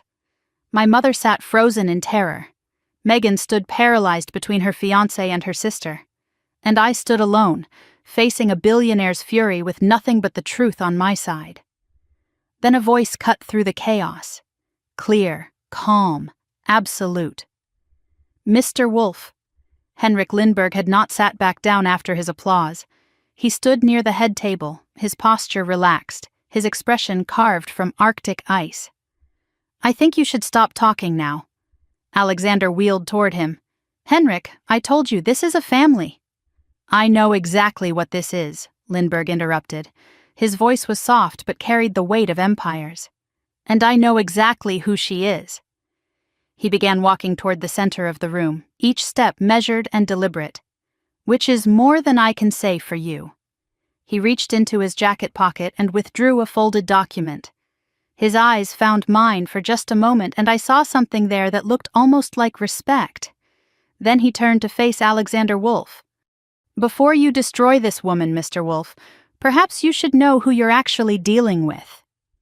He unfolded the paper with the careful precision of a man about to deliver a verdict.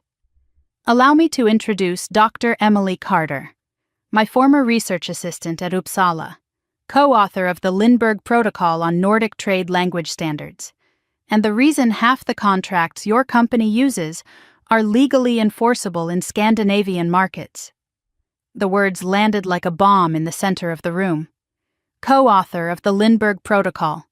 The reason half the contracts your company uses are legally enforceable in Scandinavian markets. I watched Alexander's face as the meaning penetrated his rage. The color drained from his cheeks. His mouth opened, closed, opened again. For a moment, just a moment, I saw something like fear flicker behind his eyes. Then it was gone, replaced by desperate defiance. "That's impossible," he said, his voice cracking at the edges. "She's a waitress, a nobody. She couldn't possibly—" "She was never a waitress, Mr. Wolf." Lindberg's voice was calm, patient, the voice of a man explaining something obvious to a slow child. "She was a doctoral candidate at one of the finest linguistics programs in Europe.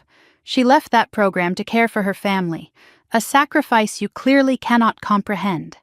He held up the document in his hand. "This is a faculty recommendation letter from Uppsala University. It describes Miss Carter as one of the most promising scholars in a generation. It recommends her for the Geneva Fellowship, the most prestigious research grant in her field." Alexander shook his head violently. "Anyone can forge a letter. Anyone can claim credentials they don't have." "I received this letter personally," Lindberg continued, unmoved by the interruption. "Professor Eriksson sent it to me 3 years ago when I was seeking candidates for the Nordic Cultural Foundation. I have known about Emily Carter since before you ever met her sister." The room was absolutely still. 70 people holding their breath, watching the most powerful man among them dismantle the host of the party. For one shining moment, I felt hope. It was over.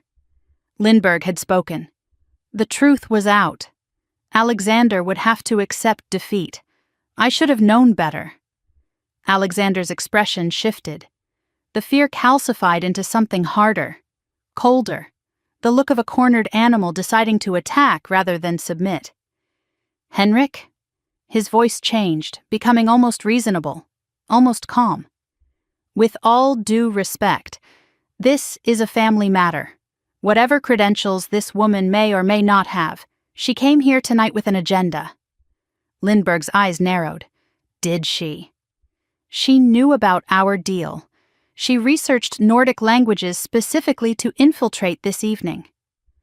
Alexander spread his hands, appealing to the room. How else do you explain it? She just happens to speak Swedish? She just happens to know about trade protocols? She knows about trade protocols because she helped write them, Lindbergh said. I just explained this. So you say. Alexander's voice hardened. But I find it very convenient that your former research assistant just happens to be the sister of my fiancé. Just happens to show up at my engagement party. Just happens to know everything about the deal I'm trying to close. He turned to face the crowd, playing to his audience. Ladies and gentlemen, I believe we're witnessing something far more sinister than a simple misunderstanding. I believe Emily Carter came here tonight as a corporate spy. Gasps rippled through the American guests. The accusation was outrageous, baseless, but it was delivered with such conviction that doubt began to creep into the room. She was lurking near private conversations all evening. I caught her myself outside the service corridor while I was on a confidential business call. Alexander's finger jabbed toward me. She accessed information she had no right to access. She used her family connection to infiltrate my home, my business, my life. Richard Wolff stepped forward, lending his authority to his son's narrative. Alexander raises valid concerns. Corporate espionage is a serious matter. The timing of all this is certainly suspicious. I agree, Clarissa added, her voice dripping with false concern. I noticed her behavior all evening, always watching, always listening. Something was clearly wrong. The story was being constructed in real time. Brick by brick, they were building a wall of accusation around me. And I could see it working. The American guests, who had no loyalty to Lindbergh and every reason to curry favor with the Wolffs, were nodding along. The narrative was shifting. Alexander pressed his advantage. Let's examine the facts, he said, his voice taking on the confident cadence of a prosecutor. This woman claims she studied in Sweden. Convenient. This woman claims she worked on trade protocols. Convenient. This woman speaks the exact languages needed to understand my private business discussions. Very convenient. He laughed, a sharp, ugly sound. For all we know, she memorized phrases from the internet. Con artists do it all the time. They research their targets, learn just enough to seem credible, then strike when the moment is right. Mr. Wolff, Lindbergh said, his patience visibly thinning. I am telling you that I personally know this woman's credentials. I am telling you that I have seen her academic work. Are you calling me a liar? The question hung in the air. Dangerous. Direct. Alexander hesitated. Even in his rage, he knew better than to directly insult the man he needed most. But he could not back down. His pride would not allow it. I'm saying you may have been deceived, he said carefully. I'm saying that this woman is clearly clever enough to fool even intelligent people. She fooled my fiancé. She fooled her own mother. Why not a respected businessman who met her briefly 3 years ago? He turned to the security guards who had appeared at the edges of the room. I want her removed from this property immediately. And I want a full investigation into how she obtained access to proprietary information. His eyes found mine, blazing with triumph and hatred. You picked the wrong family to target, Emily Carter. I will bury you. I will make sure no university, no institution, no one ever takes you seriously again. By the time my lawyers are finished, you won't be able to get a job teaching kindergarten. The threat was real. He had the money to make it happen. He had the connections, the resources, the sheer vindictive will to destroy someone who had embarrassed him, and I was standing alone against all of it. Lindbergh opened his mouth to respond, but Richard Wolff cut him off. Henrik, please. Richard's voice was smooth, conciliatory, the voice of a man trying to salvage a business relationship. This is clearly a complicated situation. Why don't we discuss it privately? away from all these witnesses. I'm sure we can come to an understanding. It was a bribe wrapped in politeness, an offer to make the problem disappear if Lindbergh would just stop making things difficult. Lindbergh's expression did not change. There is nothing to discuss privately, Richard. Your son has just accused an innocent woman of crimes she did not commit, in front of dozens of witnesses. That is not something I am willing to overlook. Innocent? Alexander laughed. She humiliated me in front of my guests. She sabotaged my engagement party. She responded to your insults in the language you chose to deliver them, Lindbergh interrupted. Nothing more, nothing less. If you feel humiliated, Mr. Wolf, I suggest you examine who is truly responsible for that humiliation. The rebuke was surgical, but Alexander was beyond hearing reason now. His world was crumbling, and he needed someone to blame. "Remove her," he commanded the security guards. "Now." The guards hesitated, looking between Alexander and Lindbergh, unsure whose authority to obey. "Touch her," Lindbergh said quietly, "and I will personally ensure that every Nordic investment fund withdraws from American markets within the month. Try me." The guards froze. It was at that moment that my mother appeared at my side. I had not seen her approach. She seemed to materialize from the crowd, her face pale and streaked with mascara, her hands wringing together in that nervous gesture I remembered from childhood. "Emily," she whispered urgently, "please, just apologize." I stared at her. Apologize for what? It doesn't matter. Her fingers closed around my arm, nails digging in. Just say you're sorry. Say it was a misunderstanding. Say you got nervous and wanted to impress everyone. Mom, I didn't do anything wrong. It doesn't matter what's true. Her voice cracked with desperation. Don't you understand? If you don't fix this, we lose everything. The house, the shop, everything Alexander paid for. There it was, the real fear. Not for me, not for justice, for money, for the comfortable life that Alexander's wealth had provided. He paid off our debts, Patricia continued, her grip tightening. We owe him, we owe them. If you ruin this, they'll take it all back. I looked at my mother, this woman who had raised me, who had watched me grow, who had never once seen me for who I really was. So your solution is for me to confess to crimes I didn't commit? To let him destroy my reputation so you can keep your flower shop? It's not just the shop. Tears spilled down her cheeks. It's everything, Emily. Our whole life. No, Mom. I gently removed her hand from my arm. It's your life. The life you chose when you sold Megan to a monster to pay off your credit cards. Patricia recoiled as if I had struck her. I didn't have a choice, she whispered. There's always a choice. You just didn't like the other options. My mother stared at me for a long moment, something shifting in her eyes. Then she turned and walked away. Not toward me, not to stand beside her daughter in her moment of need. She walked toward Clarissa Wolfe, and Clarissa put an arm around her, comforting, welcoming her into the fold. My mother had made her choice. She had chosen them. I stood alone in the center of the room, watching the woman who gave me life take her place among my enemies. Megan appeared between us. She stood equidistant from Alexander and me, frozen in the no-man's land between the life she had accepted and the sister she had abandoned. Her face was a battlefield. Fear and guilt and love and terror warred across her features, each gaining ground and losing it in turn. Alexander extended his hand toward her. "Megan, come here." His voice was soft, but I heard the command beneath it, the expectation of obedience, the certainty that she would heel like a well-trained dog. I said nothing. I would not beg my sister to choose me. That choice had to be hers, free and clear. "Megan," Alexander's voice sharpened, "your sister has embarrassed me, embarrassed us, embarrassed you. She needs to understand that actions have consequences." He waited, hand still extended. "Stand with your family," he said. The word family meant him. Not me, not blood, him. Megan's voice came out broken, barely audible. "Alexander, maybe we can talk about this privately. There's no need for security.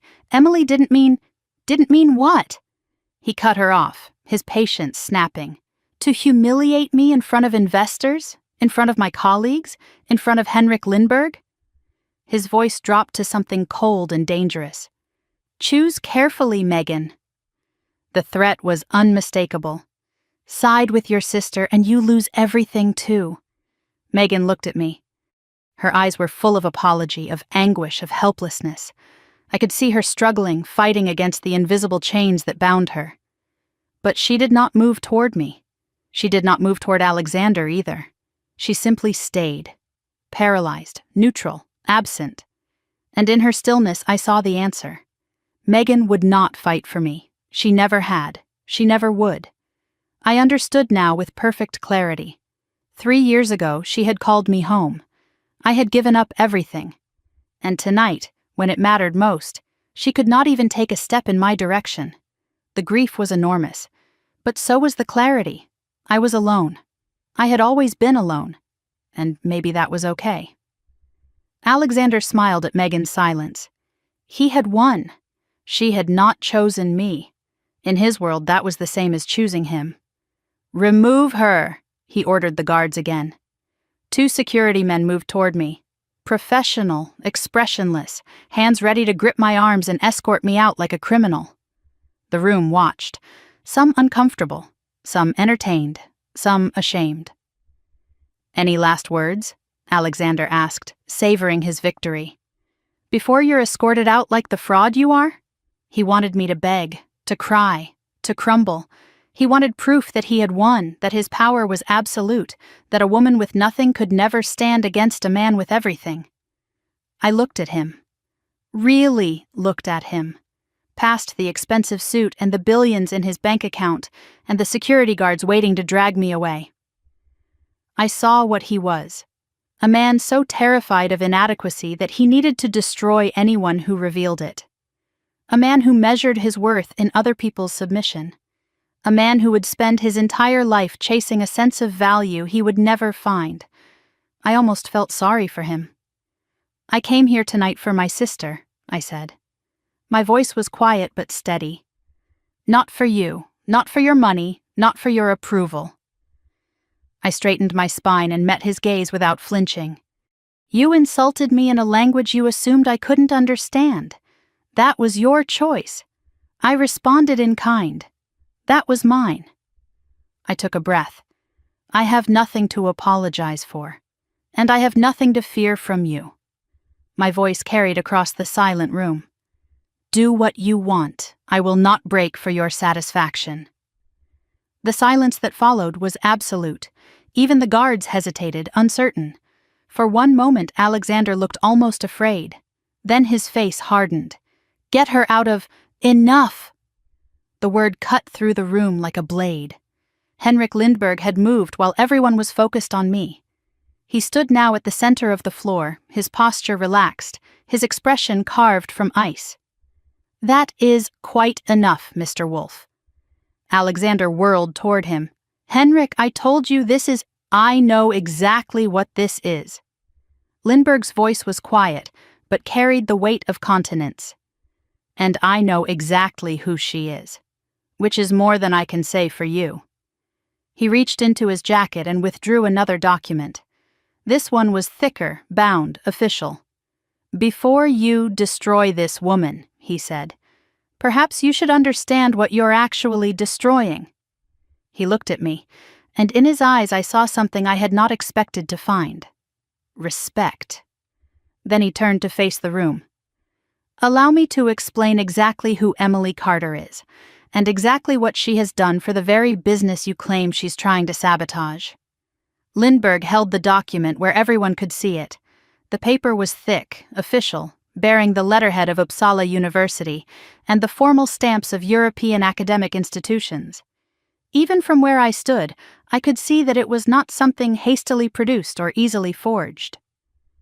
This is a faculty recommendation letter, Lindbergh said, his voice carrying to every corner of the silent room.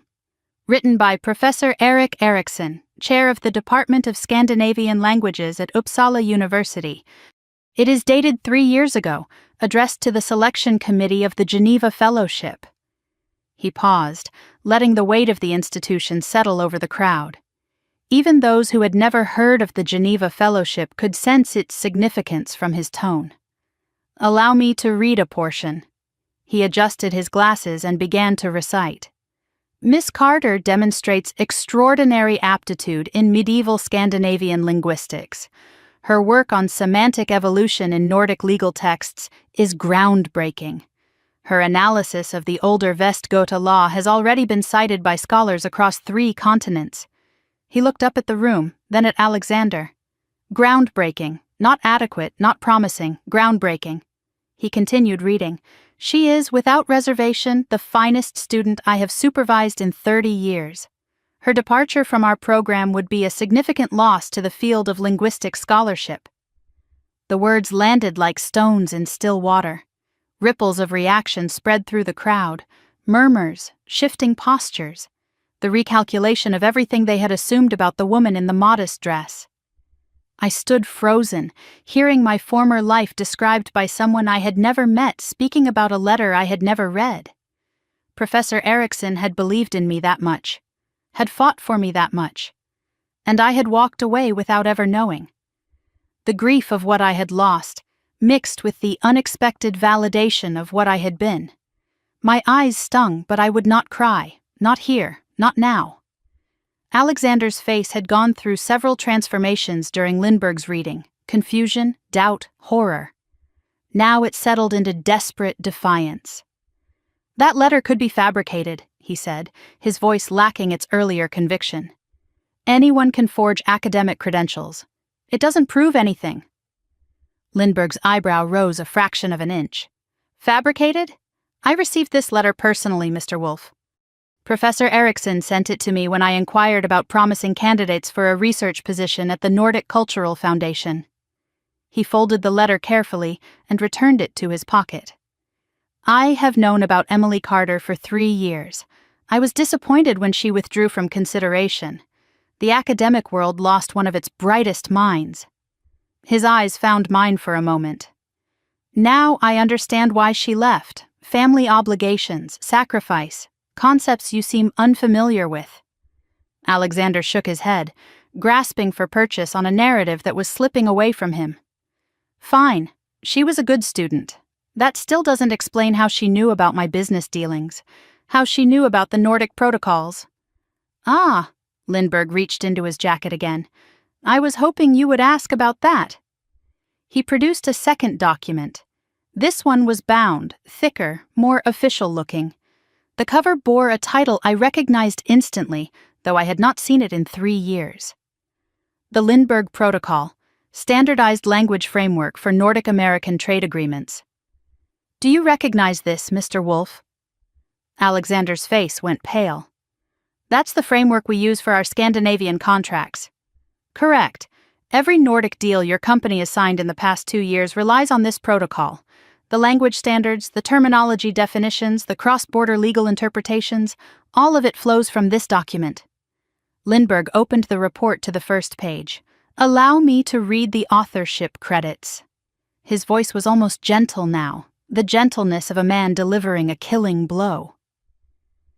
Primary author, Henrik Lindbergh, Nordic Investment Trust. Contributing author, Dr. Emily Carter, Uppsala University, Department of Scandinavian Languages. The room erupted, not in applause or protest, but in the chaotic murmur of 70 people suddenly realizing that everything they thought they knew was wrong. The woman Alexander had called a parasite, a fraud, a burden, had literally written the rules his company depended on. "That's impossible," Alexander whispered. But the fight had gone out of his voice. Lindbergh addressed the room at large, his tone shifting into that of a lecturer explaining something fundamental. 3 years ago, my foundation commissioned a study on linguistic barriers in international trade law. The problem was significant. Contracts written in English often lost crucial nuances when translated into Nordic languages. Legal disputes arose from simple misunderstandings of terminology. He gestured toward me. We needed someone who understood both medieval legal terminology and modern contract language. Someone who could trace the evolution of words across centuries and explain why a term that meant one thing in 14th century Swedish might mean something entirely different in 21st century Norwegian. There was only one candidate qualified for the work, Emily Carter. He let that sink in. She completed the research in 8 months, ahead of schedule, under budget. The protocol was implemented across 17 countries. It has facilitated over $4 billion in trade agreements. $4 billion. The number hung in the air, impossible to ignore. Every contract you have signed with Nordic partners uses language frameworks that Emily Carter developed, Lindberg continued, turning back to Alexander. The very deal you are trying to close with me tonight would not exist without her work. He paused, and when he spoke again, his voice was sharp as a blade. You called her a parasite, a fraud, a burden to her family. Each word was precise, deliberate, devastating. She is the foundation your empire stands on, and you did not even know her name. Alexander's mouth opened. No sound emerged. For the first time all evening he had no words, in any language. The room waited in stunned silence. Lindberg was not finished. "Let us examine your accusations one by one," he said, his voice taking on the cadence of a prosecutor delivering a closing argument. "You claimed Miss Carter came here as a corporate spy, that she researched Nordic languages specifically to infiltrate this evening."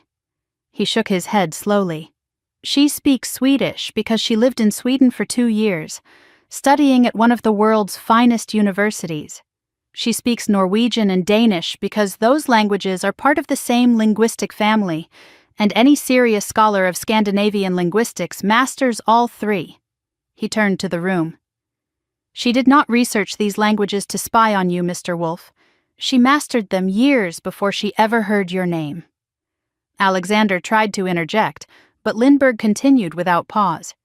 "You claimed she knew about your deal with me, that she somehow accessed confidential information." A thin smile crossed his face. "She knew nothing about our deal until tonight. I approached her. I recognized her name from the protocol she helped write.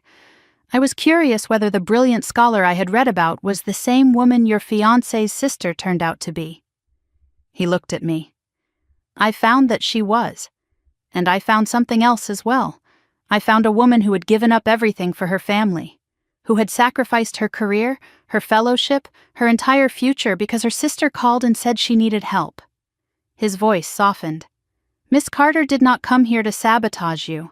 She came here to support her sister's engagement.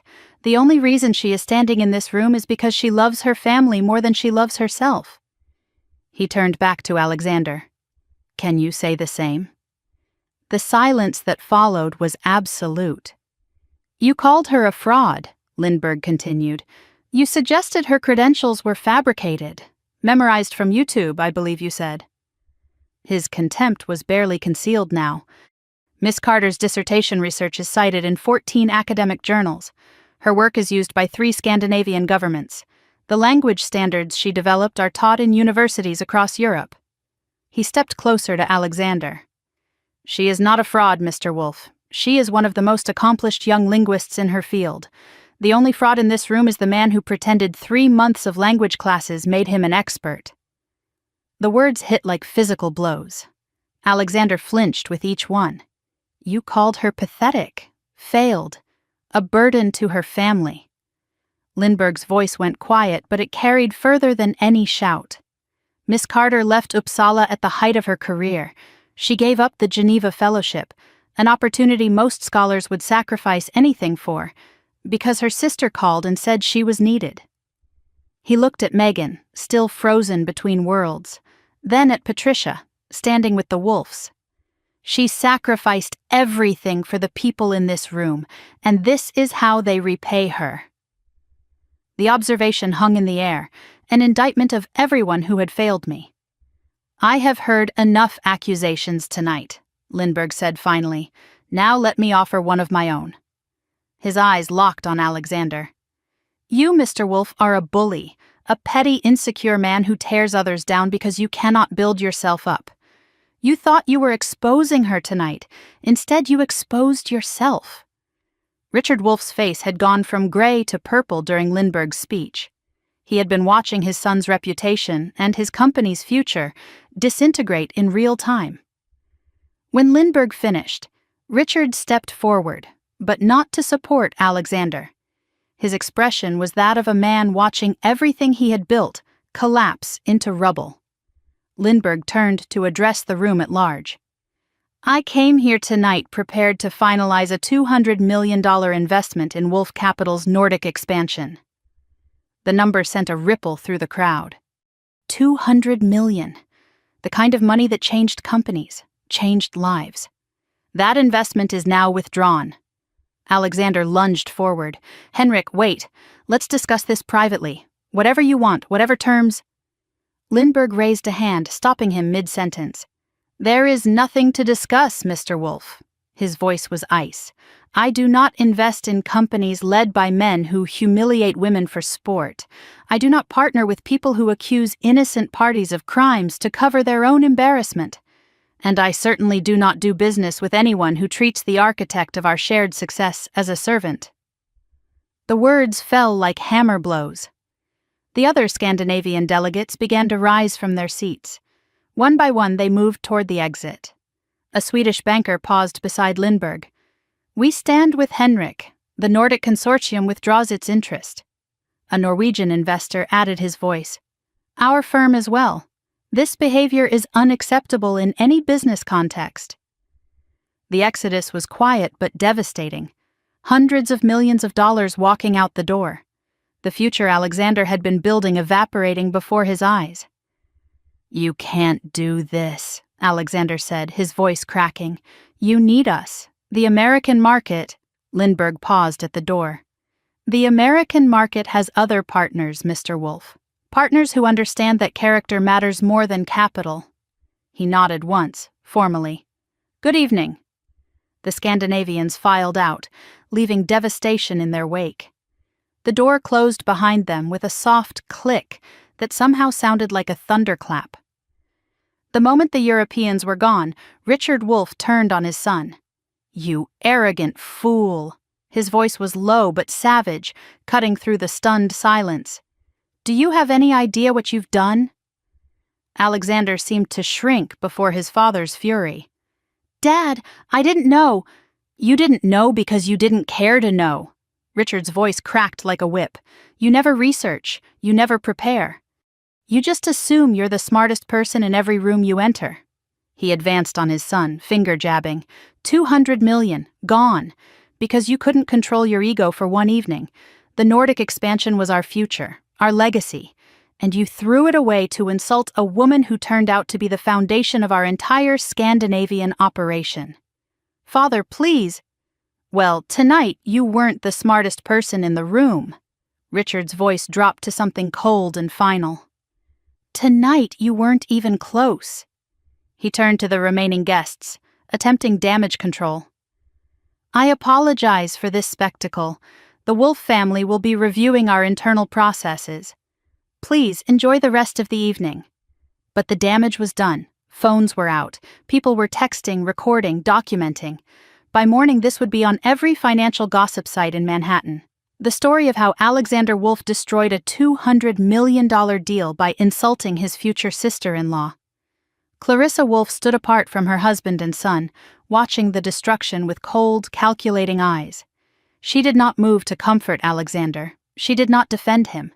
She was already calculating how to distance herself, how to preserve her social standing, how to emerge from this wreckage unscathed.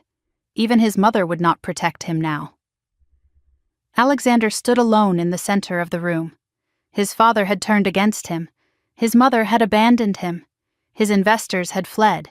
His reputation was in tatters. He looked around for an ally and found none. Now he knew how I had felt 15 minutes ago. The difference was that I had not deserved it. I stood in the same spot I had occupied throughout the entire confrontation. The room had transformed around me. The hostile tribunal had become smoking ruin. I should have felt triumphant. I had been vindicated. My enemies were destroyed. Instead, I felt hollow. I looked at my mother, still standing with Clarissa Wolfe. Patricia would not meet my eyes. Shame? Fear?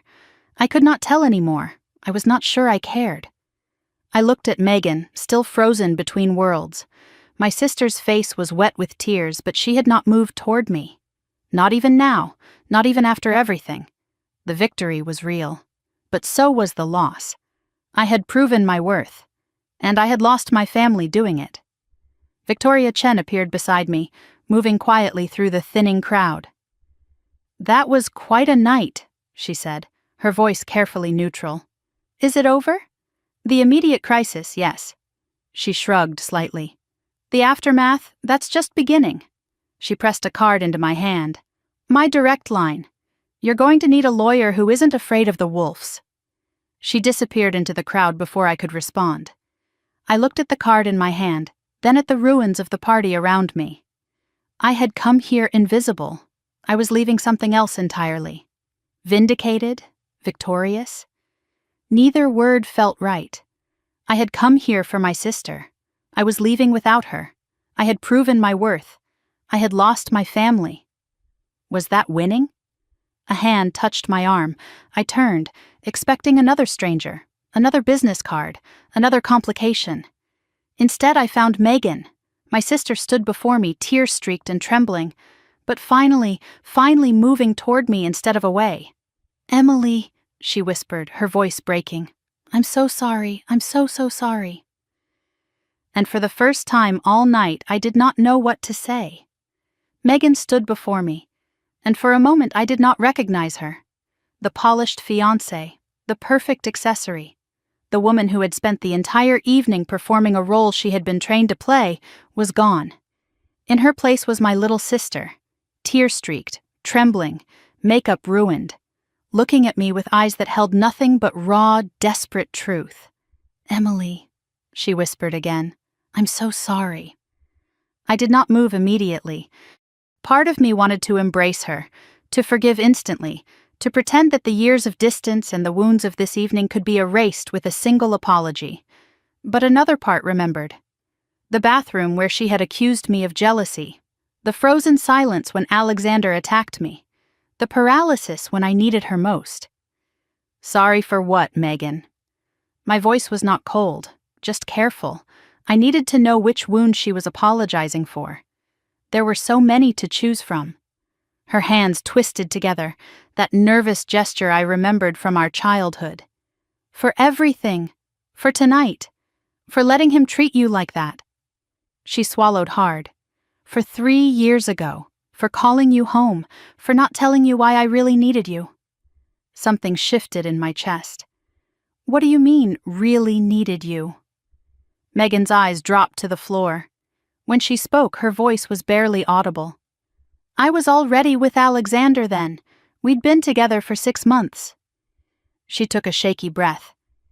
"He was already controlling me, already isolating me from everyone who might see through him." I felt the blood drain from my face. I didn't know how to escape. I was scared and alone, and I thought, if you came back, if I had someone on my side, maybe I could find a way out. Her voice cracked. "So I made the phone call. I told you Mom was dying when she just had pneumonia. I made you give up everything because I was too weak to face him alone." The truth landed like a physical blow. My fellowship, my career, my entire future. Sacrificed not for a family emergency, but for my sister's fear. She had been drowning, and she had pulled me under to keep herself afloat. I should have felt rage, betrayal, the kind of anger that burns everything it touches. Instead, I felt a terrible, devastating sadness. Megan had already been trapped when she called me. She had already been disappearing inside Alexander's control. And I had been the only lifeline she could reach for, even if grabbing it meant destroying me in the process. Before I could respond, Alexander's voice cut across the room. "Megan, what are you doing?" He was striding toward us, his face contorted with barely controlled fury. The defeat Lindbergh had dealt him had not broken him. It had only made him more dangerous. "Get away from her," he commanded. Now! His hand closed around Megan's arm, the grip tight enough that I could see her wince. That possessive grip I had noticed all evening, the one that left no room for resistance. She's poison, Megan. Can't you see what she's done? She's destroyed everything. Let go of me. Megan's voice was small, but it was there. Alexander, you're hurting me. I'm protecting you. His voice rose, cracking at the edges. From her, from all of them. They don't understand what I've built, what we've built together. What we've built. Something sparked in Megan's eyes. I don't even know who I am anymore. You've controlled every part of my life for 3 years. What I wear, who I talk to, what I'm allowed to say. I was helping you, Alexander insisted. Guiding you. You were nothing before me. Your family was drowning in debt. Your mother was about to lose everything. I saved you. You bought me. The words came out flat, final. You paid off debts, and then you owned us. All of us. Alexander's face twisted into something ugly. Bought you. I made you. His voice dropped to a hiss. Your dress? I paid for it. Your jewelry? I chose it. Your entire life? I created it. Without me, you're nothing. Your family is nothing. You'd still be selling flowers from a strip mall and begging creditors for more time. The mask had finally shattered completely. The charming billionaire, the sophisticated host, the cultured polyglot, all of it stripped away. What remained was a petulant, wounded child who could not stand being told no. The room watched in horrified silence. This was not the Alexander Wolf they knew. This was the monster he had always been, finally visible to everyone. My mother gasped from across the room. Even she, who had chosen money over her daughter, flinched at what Alexander had become. Something shifted in Megan's expression. The fear was still there, but something else rose above it. Recognition, clarity, the sudden, piercing understanding that comes when you finally see what has been in front of you all along. You're right, she said quietly. Alexander relaxed slightly, thinking he had won. You did pay for everything. She looked at him, really looked at him, perhaps for the first time since they had met. But you know what you can't buy, Alexander? Her voice grew stronger with each word.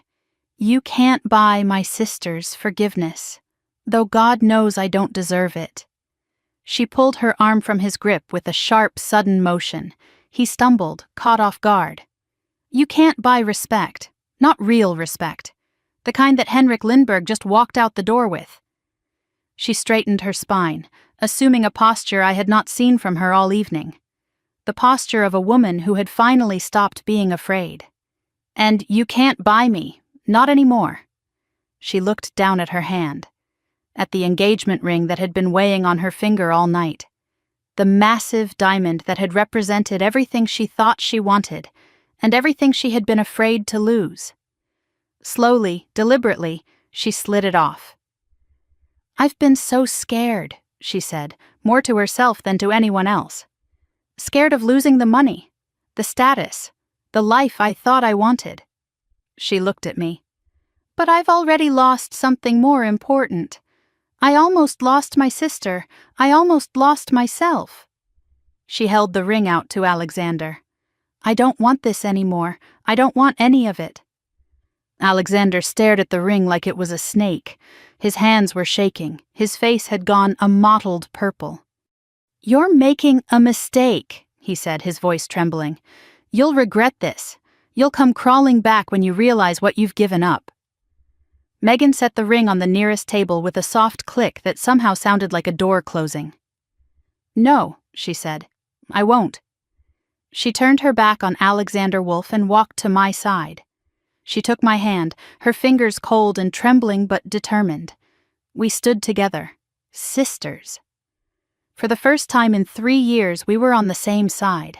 Alexander's face contorted into something inhuman. You think you can just walk away? His voice rose to a shout. After everything I've done for your pathetic family? He advanced on us, finger jabbing like a weapon. I will destroy you, both of you. The debts are still in your mother's name. I can call them in tomorrow. One phone call and she loses everything." His voice cracked with rage. "The flower shop? I own the building's lease. One signature and she's on the street." He turned his fury directly on me. "And you, the academic, the linguist, I will make sure no university, no institution, no one ever hires you again. I have lawyers, I have connections. I have more money than your entire family will see in 10 lifetimes." He was screaming now, all pretense of civility gone. "You think tonight was bad? This is nothing. I will make your lives a living hell." The remaining guests shifted uncomfortably. Some edged toward the exits. This was no longer a party, it was a breakdown, a man coming apart at the seams in front of everyone who mattered. I stepped forward, positioning myself slightly in front of Megan. My voice was quiet, steady, the calm at the eye of the storm. "Are you finished?" Alexander sputtered. "What?" "I asked if you're finished, because I'd like to respond." He stared at me, momentarily thrown by my composure. "You came here tonight with everything," I said. "Money, power, a beautiful fiancé, the respect of your peers, the most important deal of your career." I gestured at the ruins around us, the empty tables, the departed investors, his furious father, his calculating mother. "And now, look around you." My voice carried across the silent room. "Your deal is gone. $200 million walked out the door. Your reputation is destroyed. By morning, every financial gossip site in Manhattan will be running this story. Your family is ashamed of you. Your father just called you an arrogant fool in front of everyone, and your fiancé just gave back your ring." I met his eyes without flinching. "I didn't do that, Alexander. You did. Every bit of it." I let the words sink in. "You destroyed yourself. I just watched." Alexander's hand rose. Not quite a fist, but close. The room gasped. For one terrible moment, everyone believed he might actually strike me. I did not move. I did not flinch. I looked at him with something that might have been pity. "Go ahead," I said quietly. "Give them one more reason to remember who you really are." His hand trembled in the air between us. The moment stretched, elastic and dangerous. Then Richard Wolff's voice cut through the tension. "Alexander, enough." Richard strode forward, his face carved from stone. He did not look at his son with love or concern. He looked at him with disgust. "Security," Richard commanded. "Escort my son to the private lounge. He needs to calm down." Alexander wheeled on his father. "You're taking her side, after everything she's done?" "There are no sides left to take." Richard's voice was ice. "There's only damage control, and right now, you are the damage." 2 security guards approached Alexander, the same guards who had been ready to escort me out 15 minutes earlier, the same guards who had awaited his orders to remove me like a criminal. "Sir," one of them said, "please come with us." Alexander looked around wildly, searching for an ally, finding none. "This isn't over," he said, his voice cracking. "None of this is over." But the words had lost their power. He sounded like what he was, a beaten man making empty threats because he had nothing else left. The guards guided him toward the back rooms. He went, not quietly, but inevitably. The monster had been removed from his own party. The irony was not lost on anyone. Richard Wolff turned to the remaining guests. "I apologize for this evening's events. Please enjoy the refreshments. Cars will be called for anyone who wishes to leave." It was a dismissal disguised as hospitality. People began gathering their things, murmuring to each other. The engagement party was over. The engagement was over. Only wreckage remained.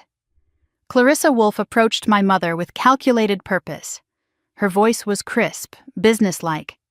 "Patricia, we need to discuss the financial arrangements, privately." My mother looked at Megan and me.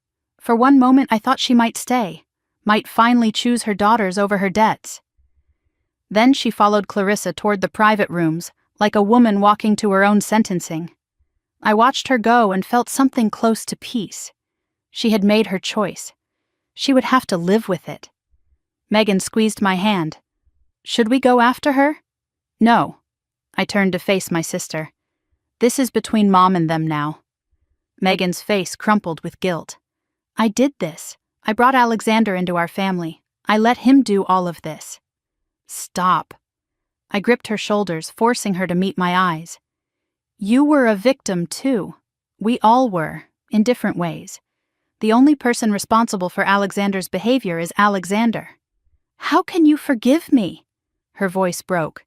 After what I did, calling you home, letting you sacrifice everything, standing there like a coward while he tried to destroy you? I considered the question honestly. The answer was not simple. I'm not sure I can. Not yet. Maybe not ever completely. Megan flinched. But I want to try. Because you're my sister. And tonight, when it mattered most, you chose me. I softened my grip on her shoulders. That has to count for something. Megan nodded, fresh tears falling. I'll spend the rest of my life making it up to you. I almost smiled. Let's start with getting out of here. I looked around at the ruined party, the empty tables, the abandoned champagne glasses, the scattered guests gathering their coats and their gossip. I think we've had enough of the Wolf family for one lifetime. We walked toward the exit together, sisters reunited in the wreckage of what was supposed to be a celebration. My hand in hers, her hand in mine. The first steps of a long journey back to each other. Behind us, I heard Victoria Chen's voice. She was speaking into her phone, her words soft but clear. Yes, everything. I recorded everything. Audio and video. The threats, the accusations, the physical intimidation, all of it. A pause. Yes, I'll have it secured tonight. This is going to be very useful if he tries anything. I did not know what that meant yet, but I had a feeling that tonight's consequences were only beginning. The night air hit us as we stepped through the doors of the Sterling Club, cold and sharp and clean. It felt like waking up from a fever dream. Megan shivered beside me. What happens now? I did not have an answer. Everything was uncertain. The debts, the threats, the future that had seemed so impossible just hours ago. But standing in the Manhattan night with my sister beside me, I felt something I had not felt in 3 years. Hope. The Sterling Club looked different from the outside, smaller somehow, less imposing. Just a building with a brass number and a heavy door, not the fortress of wealth and cruelty it had seemed when I arrived hours ago. Megan and I stood on the sidewalk, the cold January air cutting through our inadequate dresses, watching our breath form clouds in the darkness. Neither of us spoke for a long moment. There was too much to say, and no way to say it all at once. I can't believe I almost married him, Megan whispered finally. I can't believe I almost let you. She looked at me, a ghost of a smile crossing her tear-streaked face. Since when could you stop me from doing anything? Fair point. You've always been the stubborn one. The exchange was light, fragile. The first tentative steps across a bridge we had burned years ago and were only now trying to rebuild. It was not forgiveness, not yet. But it was something. A foundation we could build on, if we chose to. A town car pulled up to the curb, one of the party's arranged transportation services. The driver stepped out, professional and discreet. Ladies, can I take you somewhere? Megan looked at me. I looked at her. Neither of us had anywhere particular to go. Her apartment was Alexander's apartment. My apartment was a tiny box in Brooklyn that suddenly seemed very far away. Just wait a moment, I said. We're expecting someone else. I did not know if that was true, but I was not ready to leave yet. Something felt unfinished. The door of the Sterling Club opened and my mother emerged. Patricia Carter looked like she had aged 10 years in the last hour. Her face was pale, her makeup destroyed, her carefully chosen dress wrinkled and disheveled. She moved slowly, each step weighted with something I could not immediately identify. Shame, perhaps. Or fear. She saw us standing by the car and stopped. For a moment I thought she might turn around and go back inside. Might choose the Wolfs one final time. Then her shoulders sagged, and she walked toward us. "Girls," she said. Her voice cracked on the single word. "What did Clarissa say?" I asked. My mother's laugh was hollow, humorless. "What do you think? The arrangement is over. The debts, they're calling them in." Megan's face went pale. "All of them?" Patricia nodded. "Alexander transferred the loans to a holding company last year. Clarissa says they'll demand full payment within 30 days. The number hung unspoken in the cold air. $200,000. Money none of us had. Money that had seemed manageable when it was spread across years of quiet payments, but that became impossible when demanded all at once. "This is my fault," Megan said, her voice breaking. "I should have left him sooner. I should have—" "No." My voice was firm. "This is not your fault. It's his. It's always been his." I looked at my mother. "And some of it, not all, but some, is yours, Mom." Patricia flinched but did not argue. She could not argue. The truth was too obvious to deny. "I was so scared," she whispered. "After your father died, everything fell apart. The bills, the shop, the house. I didn't know what to do. I just wanted to feel safe again." Her voice cracked. "Alexander offered safety, or what looked like safety. I didn't look too closely at the price. I didn't want to see it." She looked at me, tears spilling down her cheeks. "I should have protected you, both of you. Instead, I chose money over my own daughters." The admission hung in the air. Ugly, true, necessary. I studied my mother, this woman who had made me invisible for 29 years, who had dismissed my achievements and celebrated my sisters, who had demanded I apologize for being attacked, who had stood with the Wolfs while I faced them alone. I could have raged at her, could have listed every wound, every dismissal, every moment of being less than. The ammunition was there, loaded and ready. Instead, I felt something unexpected. Pity. And beneath it, buried deep but still present, love. The stubborn, complicated love that exists between parents and children even when it probably should not. "I'm not going to say it's okay," I said finally, "because it's not." Patricia nodded, accepting the judgment. "But I'm not going to abandon you either. We'll figure out the money, together, as a family, whatever that means now." Megan reached out and took Patricia's hand.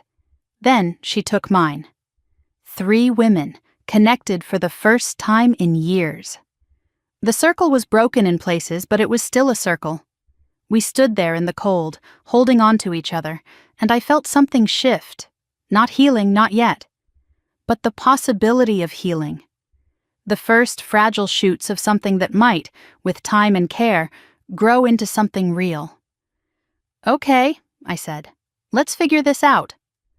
We climbed into the town car, the 3 of us crowded together on the back seat. The warmth was welcome after the January cold, and for a moment we just sat, letting the heat seep into our bones. I pulled out my phone and started making mental calculations. My savings, carefully hoarded from years of freelance translation work, amounted to maybe $15,000. Megan's finances were unknown to me, but I suspected Alexander had controlled every penny. "Meg, do you have anything saved? Anything he didn't know about?" Megan hesitated. "There might be something." Patricia looked up. "What do you mean?" "Before Alexander, before he started controlling everything, I had a small account. Money Grandma left me." Megan's voice was quiet, almost ashamed. "I never told him about it. It was my secret escape fund, in case I ever found the courage to leave." She looked at her hands. $42,000. I've never touched it. "That's a start," I said, "a real start." My mind was already working. "We can negotiate with the holding company, partial payment, a payment plan. They want money, not a lawsuit." Patricia shook her head. "They'll never agree to that." "They might. Victoria Chen recorded everything tonight. Alexander's threats, his behavior, the way he treated us. If they push too hard, we push back." I looked at both of them.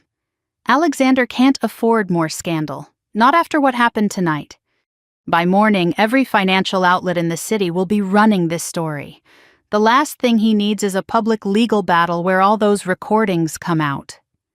For the first time, hope flickered in Patricia's eyes. You really think we have leverage? I think we have more than they want us to know. The three of us sat in silence for a moment, processing. Then Megan spoke. I can sell the jewelry, everything Alexander gave me. The necklace tonight, the earrings, all of it. It has to be worth something. Patricia straightened. And I'll put the shop on the market. It's time. I've been holding on to it for sentimental reasons, but sentiment doesn't pay bills. Mom, the shop is your life. Patricia's smile was sad but certain. No, you girls are my life. The shop is just a building. I forgot that for a while.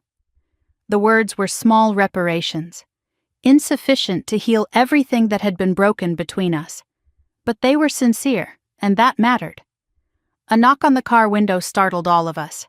The driver rolled down the partition. Excuse me, Miss Carter, there's a gentleman asking for you, a Mr. Lindbergh. My heart stuttered. I looked through the window and saw Henrik Lindbergh standing on the sidewalk, his overcoat buttoned against the cold, his expression patient and unreadable. I'll be right back, I said to my mother and sister. I stepped out of the car and approached the man who had changed everything tonight. Miss Carter, Lindbergh's voice was warm despite the cold. I'm glad I caught you before you left.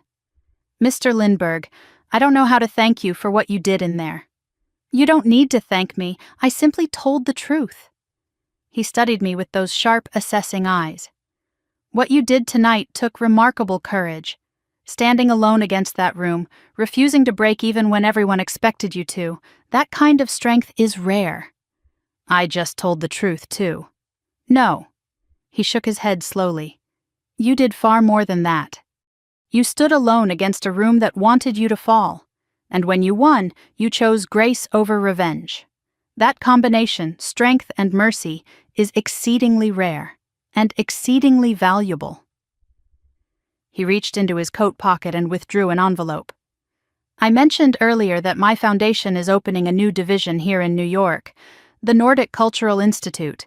We'll be digitizing and translating medieval Scandinavian texts, making them accessible to scholars around the world. I nodded, remembering his words from earlier in the evening.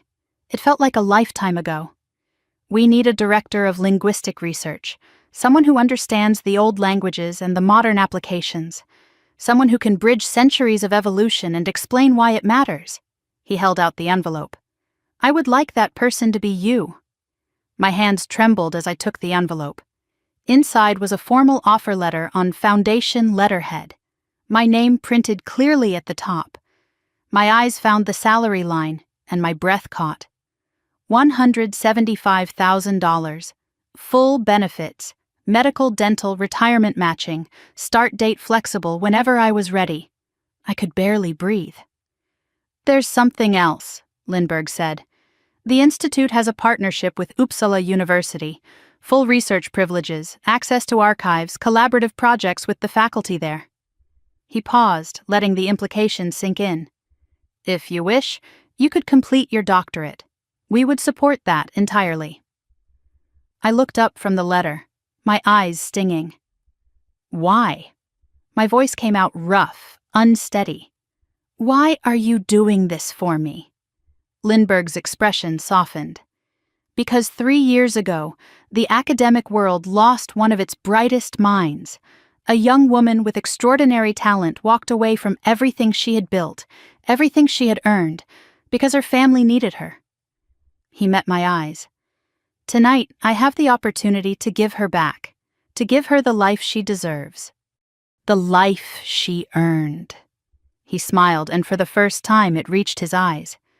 Consider it my investment in the future, and my apology on behalf of a world that let you slip away.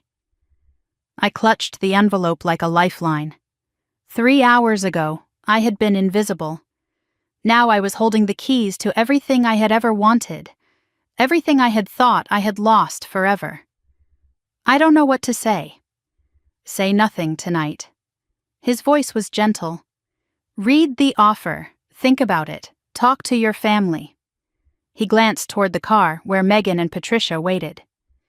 This decision shouldn't be made in the aftermath of chaos. It should be made in the clarity of morning. I nodded, unable to speak past the tightness in my throat. One more thing, Lindbergh said. The path forward will not be simple. Mr. Wolf will attempt to cause trouble. Men like him always do when they've been humiliated. His expression hardened slightly. But I have some experience with difficult men, and I have resources they cannot match. If you need assistance, legal, financial, or otherwise, you have only to ask. He met my eyes with absolute seriousness. You are no longer alone in this. Do you understand?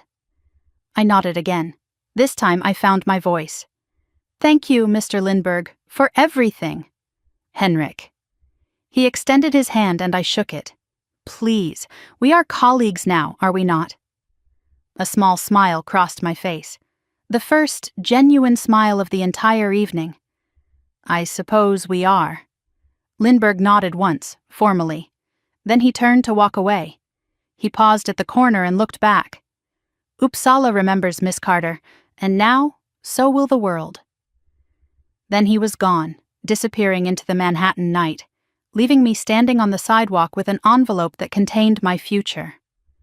I stood there for a long moment, letting the reality sink in. The cold air, the distant sounds of the city, the weight of the paper in my hands.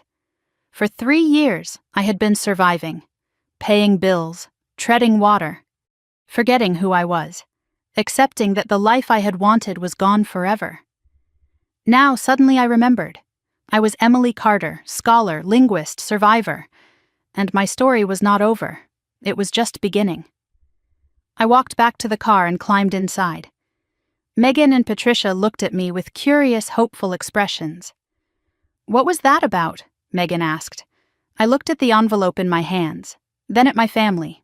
Broken, flawed, but still mine. I think, I said slowly, it was about starting over. The car pulled away from the Sterling Club.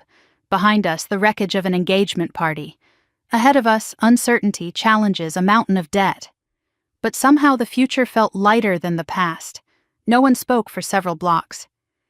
Then Patricia reached across and took my hand. I know I can't undo what I've done, the years I wasted, the things I said. Mom, let me finish. Her voice was steady, determined. I can't undo it. But I can do better. Starting now. Starting tonight. She squeezed my hand. You're not invisible, Emily. You never were. I was just too blind to see you. The words did not heal everything. They could not. But they were a start. The car crossed the bridge into Brooklyn. I looked back once, at the Manhattan skyline glittering in the darkness.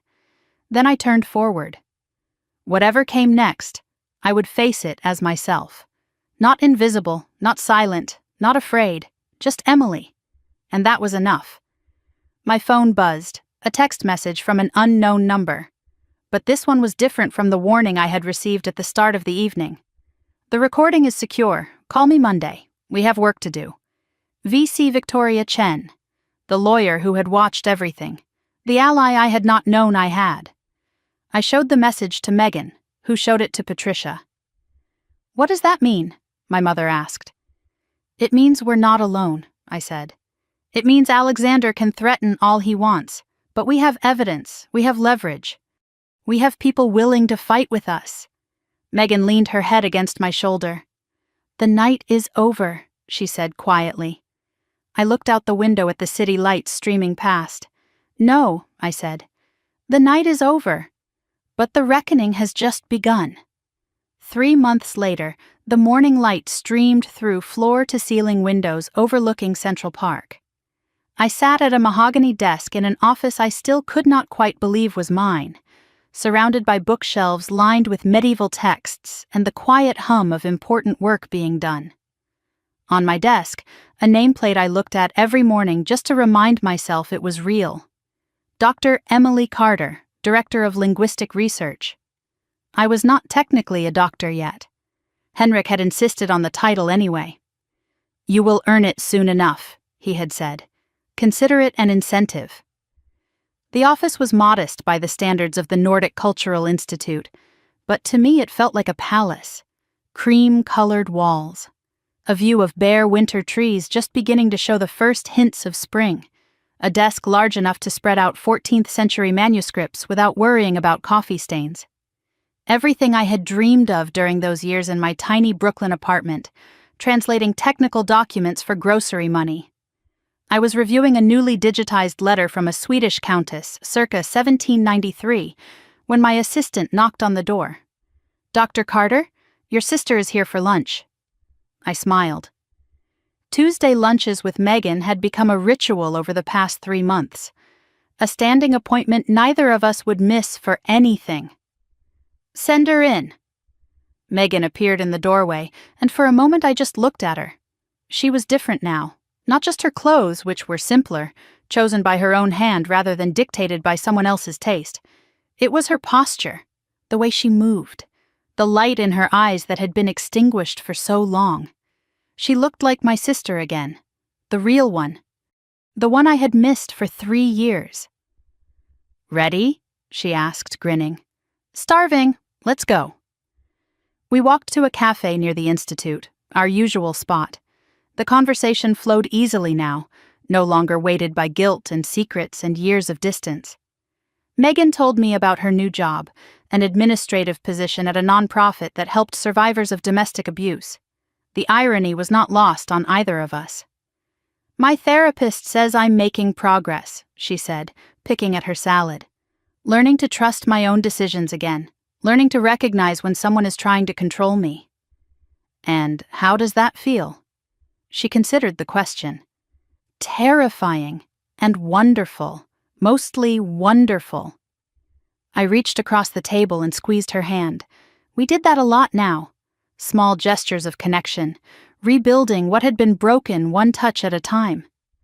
"I still have nightmares sometimes," Megan admitted, "about him, about what I almost became, but they're getting less frequent. You got out, that's what matters." "We got out." She squeezed back. "I couldn't have done it without you." Her phone buzzed. She glanced at it, then turned the screen toward me with an expression I could not quite read. A news alert. The headline made my breath catch. "Wolf Capital faces SEC investigation. Founder's son implicated in securities fraud." I took the phone and read the full article. The Securities and Exchange Commission had launched a formal investigation into Wolf Capital's Nordic dealings, allegations of insider trading, securities fraud, manipulation of investment protocols. At the center of it all, Alexander Wolf, whose aggressive acquisition strategies were now under intense scrutiny. The irony was not lost on me. The very protocols I had helped create, the language standards that made his contracts enforceable, were now being used as evidence against him. The foundation he had stood on was crumbling beneath his feet. "Multiple former employees have come forward with allegations," I read aloud. "The Nordic Investment Trust has filed a formal complaint citing fraudulent misrepresentation. 3 other European funds have joined." I scrolled further. "Alexander Wolf's assets have been frozen pending investigation. Richard Wolf has stepped down as chairman. Clarissa Wolf has reportedly filed for separation." The empire was collapsing. Everything Alexander had built, everything he had used to control and manipulate and destroy, was turning to ash. "Do you feel bad for him?" Megan asked quietly. "Even a little?" I considered the question honestly. I thought about the man who had called me a parasite, who had tried to humiliate me in front of 70 people, who had threatened to destroy my life and my family, who had controlled my sister so completely that she had forgotten how to be herself. "No," I said finally. "I feel bad for the person he could have been, but that person never existed. Maybe it never could have." Megan nodded slowly. "I used to think I could change him, that if I was perfect enough, obedient enough, he would become the man I wanted him to be." She looked out the window at the busy Manhattan street. "Now I know that was never possible. You can't love someone into being a good person. They have to choose that for themselves. And Alexander never chose anything but power. I handed the phone back to her. Enough about him. He's taken up enough of our lives. Megan put the phone away. You're right. I don't want to give him any more space in my head. We returned to our salads, our conversation, our rebuilt lives. Alexander Wolf was becoming what he had feared most: irrelevant. My phone buzzed with a text from Patricia. Saw the news. Couldn't have happened to a nicer man. Dinner Sunday? I'm making your father's lasagna. I smiled. My mother was trying. That was all I could ask. Sunday dinner had become another ritual. Patricia's new apartment was smaller than the house she had lost, but it was hers. Paid for, honestly. No strings attached. I arrived early to help with the cooking. We worked side by side in the tiny kitchen, chopping and stirring and tasting, the kind of domestic scene I never thought I would have with my mother. Megan told me about her college acceptance, Patricia said, adding garlic to the sauce. I cried for an hour. Happy tears. The happiest. She paused, wooden spoon hovering over the pot. Both my girls finding their way. What more could a mother want? I did not answer immediately. The question contained too much history, too many years of feeling unseen and unvalued. But I was learning to let go of some of that weight. Carrying it was exhausting, and it did not change the past. I know I've said it before, Patricia continued, her voice careful, but I need to say it again. I'm sorry, for all of it. For making you invisible, for choosing fear over you. Mom, let me finish. She set down the spoon and turned to face me. I can't undo those years, but I can make sure the ones ahead are different. I can see you now, Emily, really see you, and I'm so proud of who you've become. Her eyes were wet. You deserved better. You always did. I set down my own knife and hugged her. It was awkward at first.